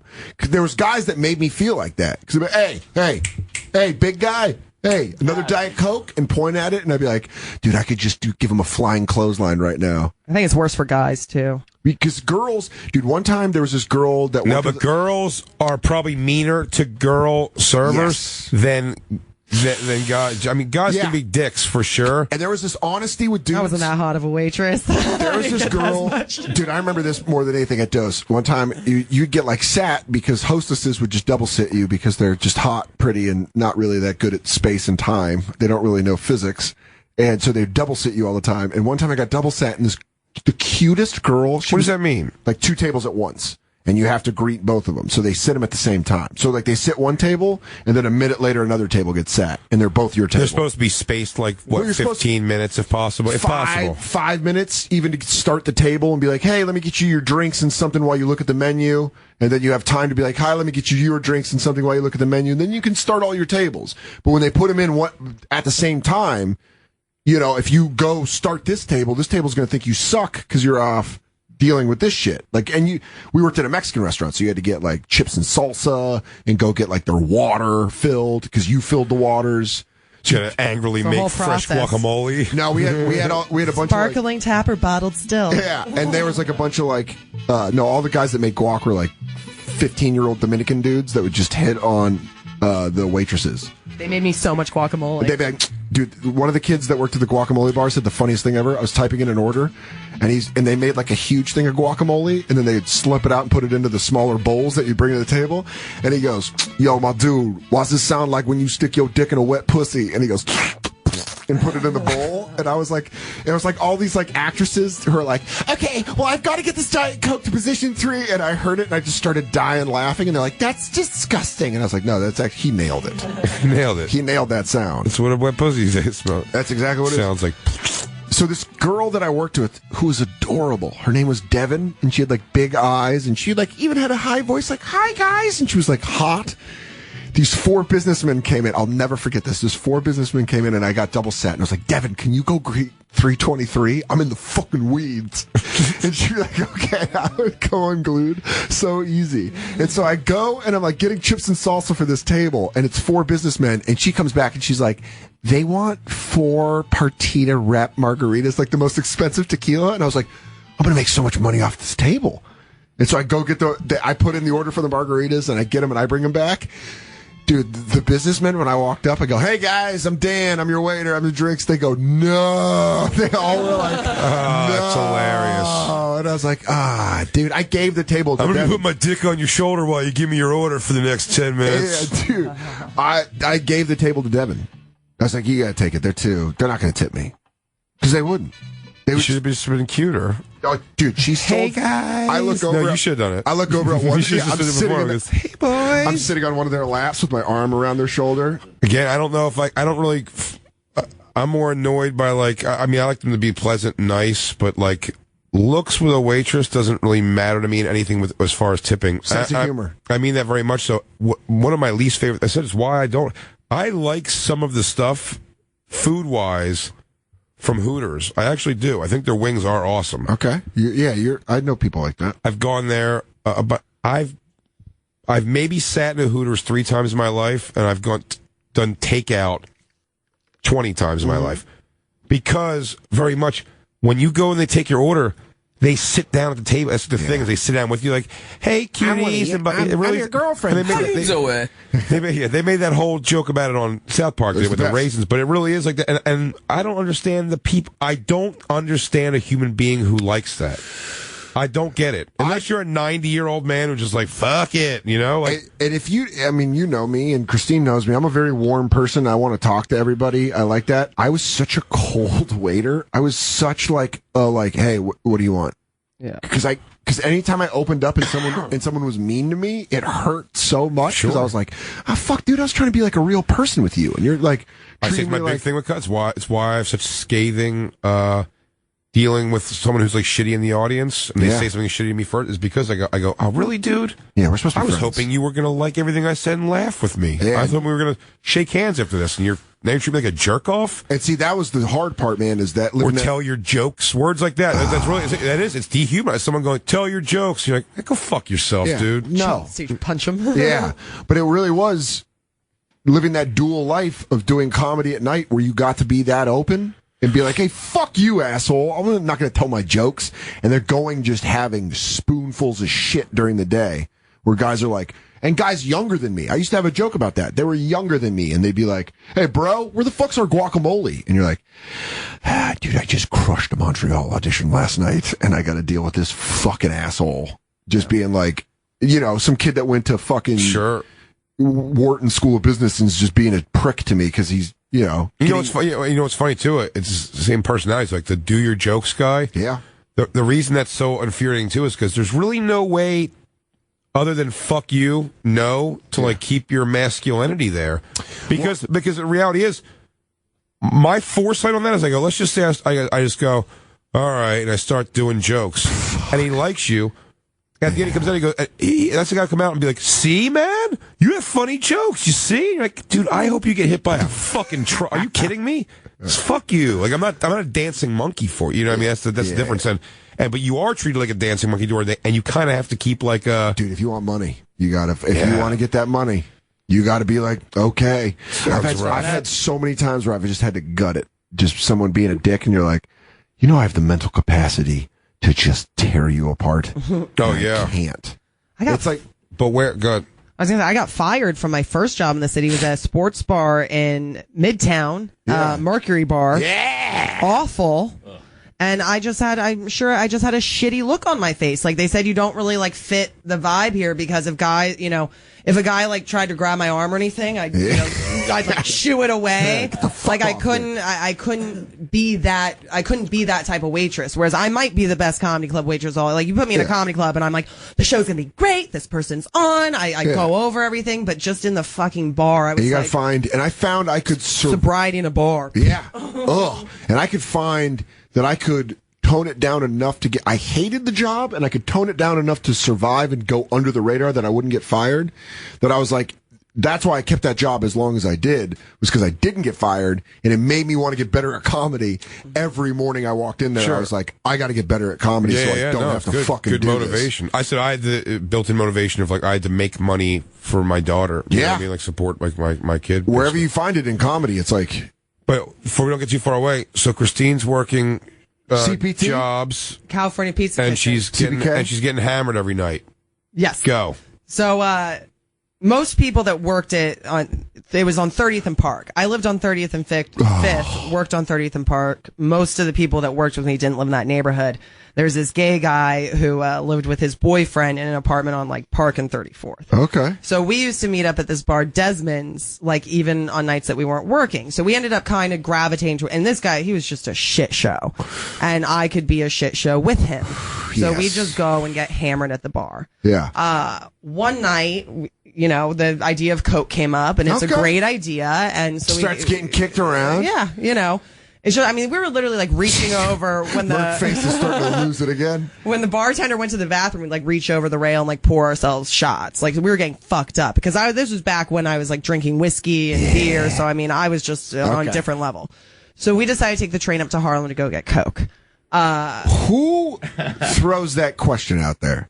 Or who goes, It was his guy. He knew the guy. he's the like, guy I got a lived in guy. Harlem. He lives in Yeah. Harlem. We can go get blow. Yes. Okay. So I'm like, perfect, let's go.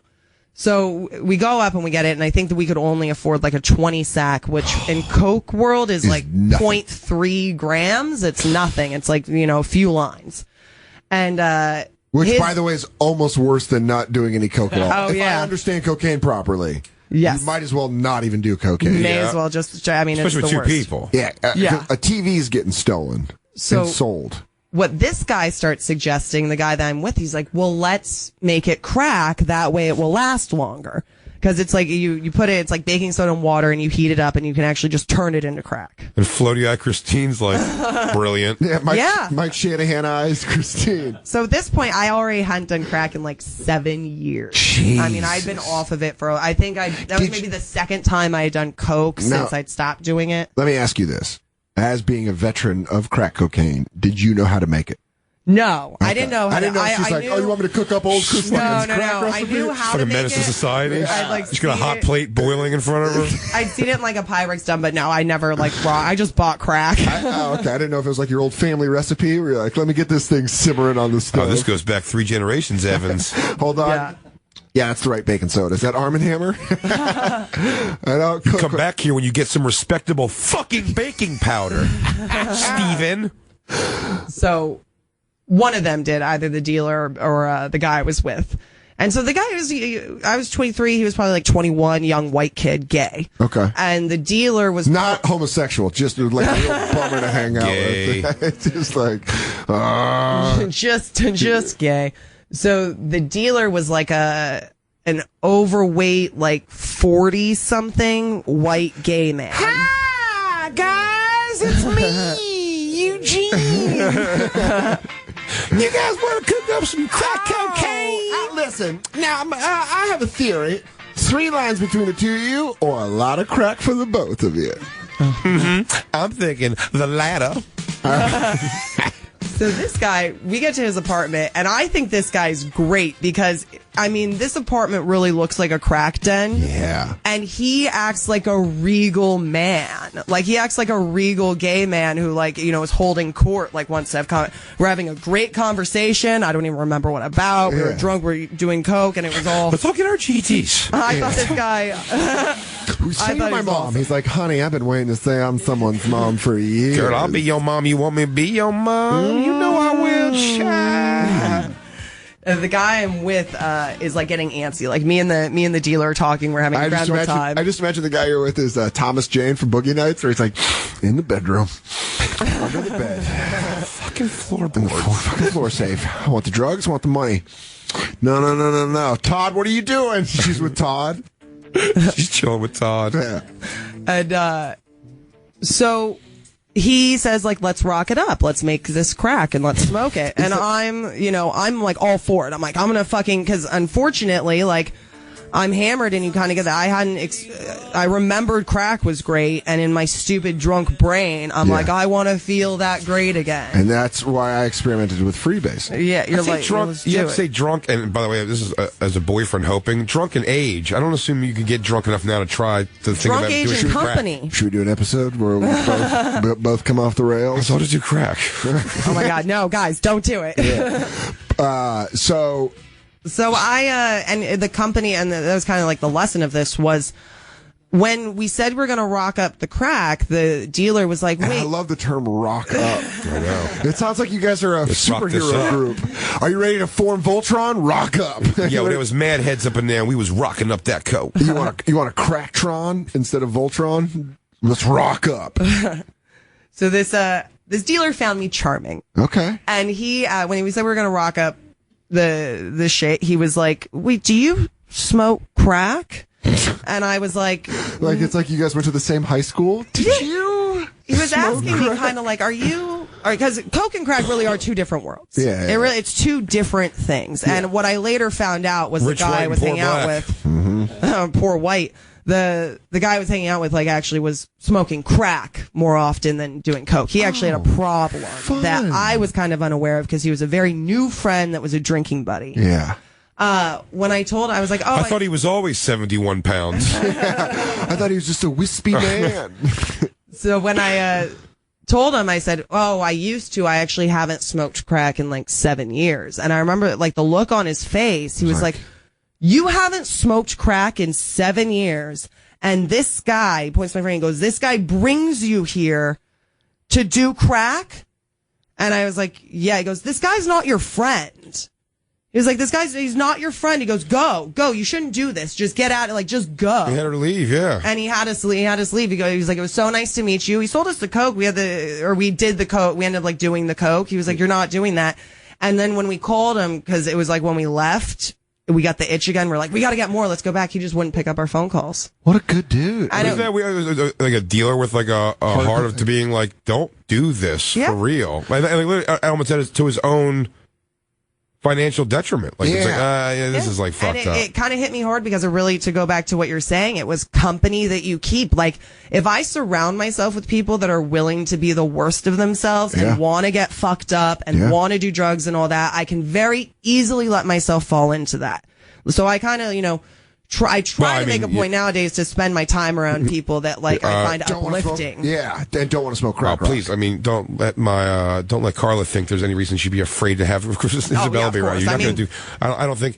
I wouldn't be with you. I thought you were going to do crack again at some point. No, last time I did coke was probably 5 years ago at this point. And that time, because I remember when the coke was gone, all I wanted was more coke. Yeah. It was all I wanted. Nothing else was going to make me happy. And I was like, this is why I don't want to fucking do this shit. Because I'm like, I'm just going to fucking go home and try to like wash this day off of me and hopefully never touch shit again. Especially when you have the addiction gene where you just want, it's like. It's the problem with booze. I have to keep going. I got, you give me 2-3 beers, I'm great. Once I'm at like 5, there's something where I'm like, I want to keep. I think that if I don't drink more, that it's gonna go away. Yeah, once I hit the 6th drink, like once I start feeling the buzz, I go till my body collapses. Well, we'll have Christine's going to be our expert for a few things. Next week, we'll ever talk about her experiences as a Las Vegas street walking hooker. So cool. It's going to be a whole series of things. Documentary series. I want to make sure that legally my ex can make sure that I never have time with my daughter. We're trying to get all. I was a kid. Hey, I could tell her don't be like me. Yeah. Goddamn right. Yeah, goddamn right. All the audio you need to get locked out in court. No, Christine's fantastic with Isabella. Cool. Yeah. Well, first off, Christine's like one of the most productive with it people I've ever met in my life. So to hear this, it's also, Carla was a nice booze bag in college too. Everyone's a piece of shit, but I think that's thanks for telling us that story because it's like I like the twist ending. I just love that the guy was like, "No, get out of it. This is ridiculous." And he goes, "And this guy you're with's an asshole." That line that this guy's not your friend really hit me hard. I was like, he's not my friend. Like nobody's your friend is going to take you somewhere to do crack with them. Yeah, and fuck you up, fuck your life up. And when I went to rehab, I cut off all my friends. I stopped talking to everybody I was hanging out with because you are the company you keep. That's fucking nailed it. Oh, so that means you must be awesome now. Yeah. Oh, you're great at crowd work, and one of the best working stand-up comics working. Okay, cool. I get to hang out with the funniest people in the world all the time. I'm doing all right. Yeah. Oh, you're really nailing a bunch of impressions and voices? Oh, that's cool. Oh, you're doing some good writing? This has been a lot of fun. Fucking A, man. You're in Vancouver, Canada. Vancouver. I'm going to be in Arlington, Virginia. But you care or not? Hey, you Canucks. Come on out. See us. Make Nasty sure you, show. Yeah, make sure you follow us at The Bonfire SXM on Twitter, at The Bonfire SXM on Instagram and Snapchat, at Big J Oakerson on Twitter, at Dan Soder on Twitter. If you're in Vancouver, go see Big J this weekend. If you're in Arlington, Virginia, please come see me or the DC area. This episode, as always, too, you can follow along on the Twitter and Instagram. Christine will be doing that. At the Bonfire SXM, even on the new Not Lives. Generally speaking, she's amazing. Man. She times it all out. App called Hootsuite. Yeah, that what it is? You plug the app. That's great. It's great. Hootsuite. I can time out tweets and have them come out when the show airs. So when the show airs, you can follow along in real time. So if we play a song or a video, that video is going to be, even though we're not in studio, it comes out in tandem with the show that day. So that's really awesome. Thank you, Christine, Lou, Jacob, Merkface, Soder. It's been another great week, another great show. I love you, buddy. I love you guys all so much. Let's go lay in bed together. Crackle, crackle. Hey, let's go rock up some fucking coke. It's the Bonfire.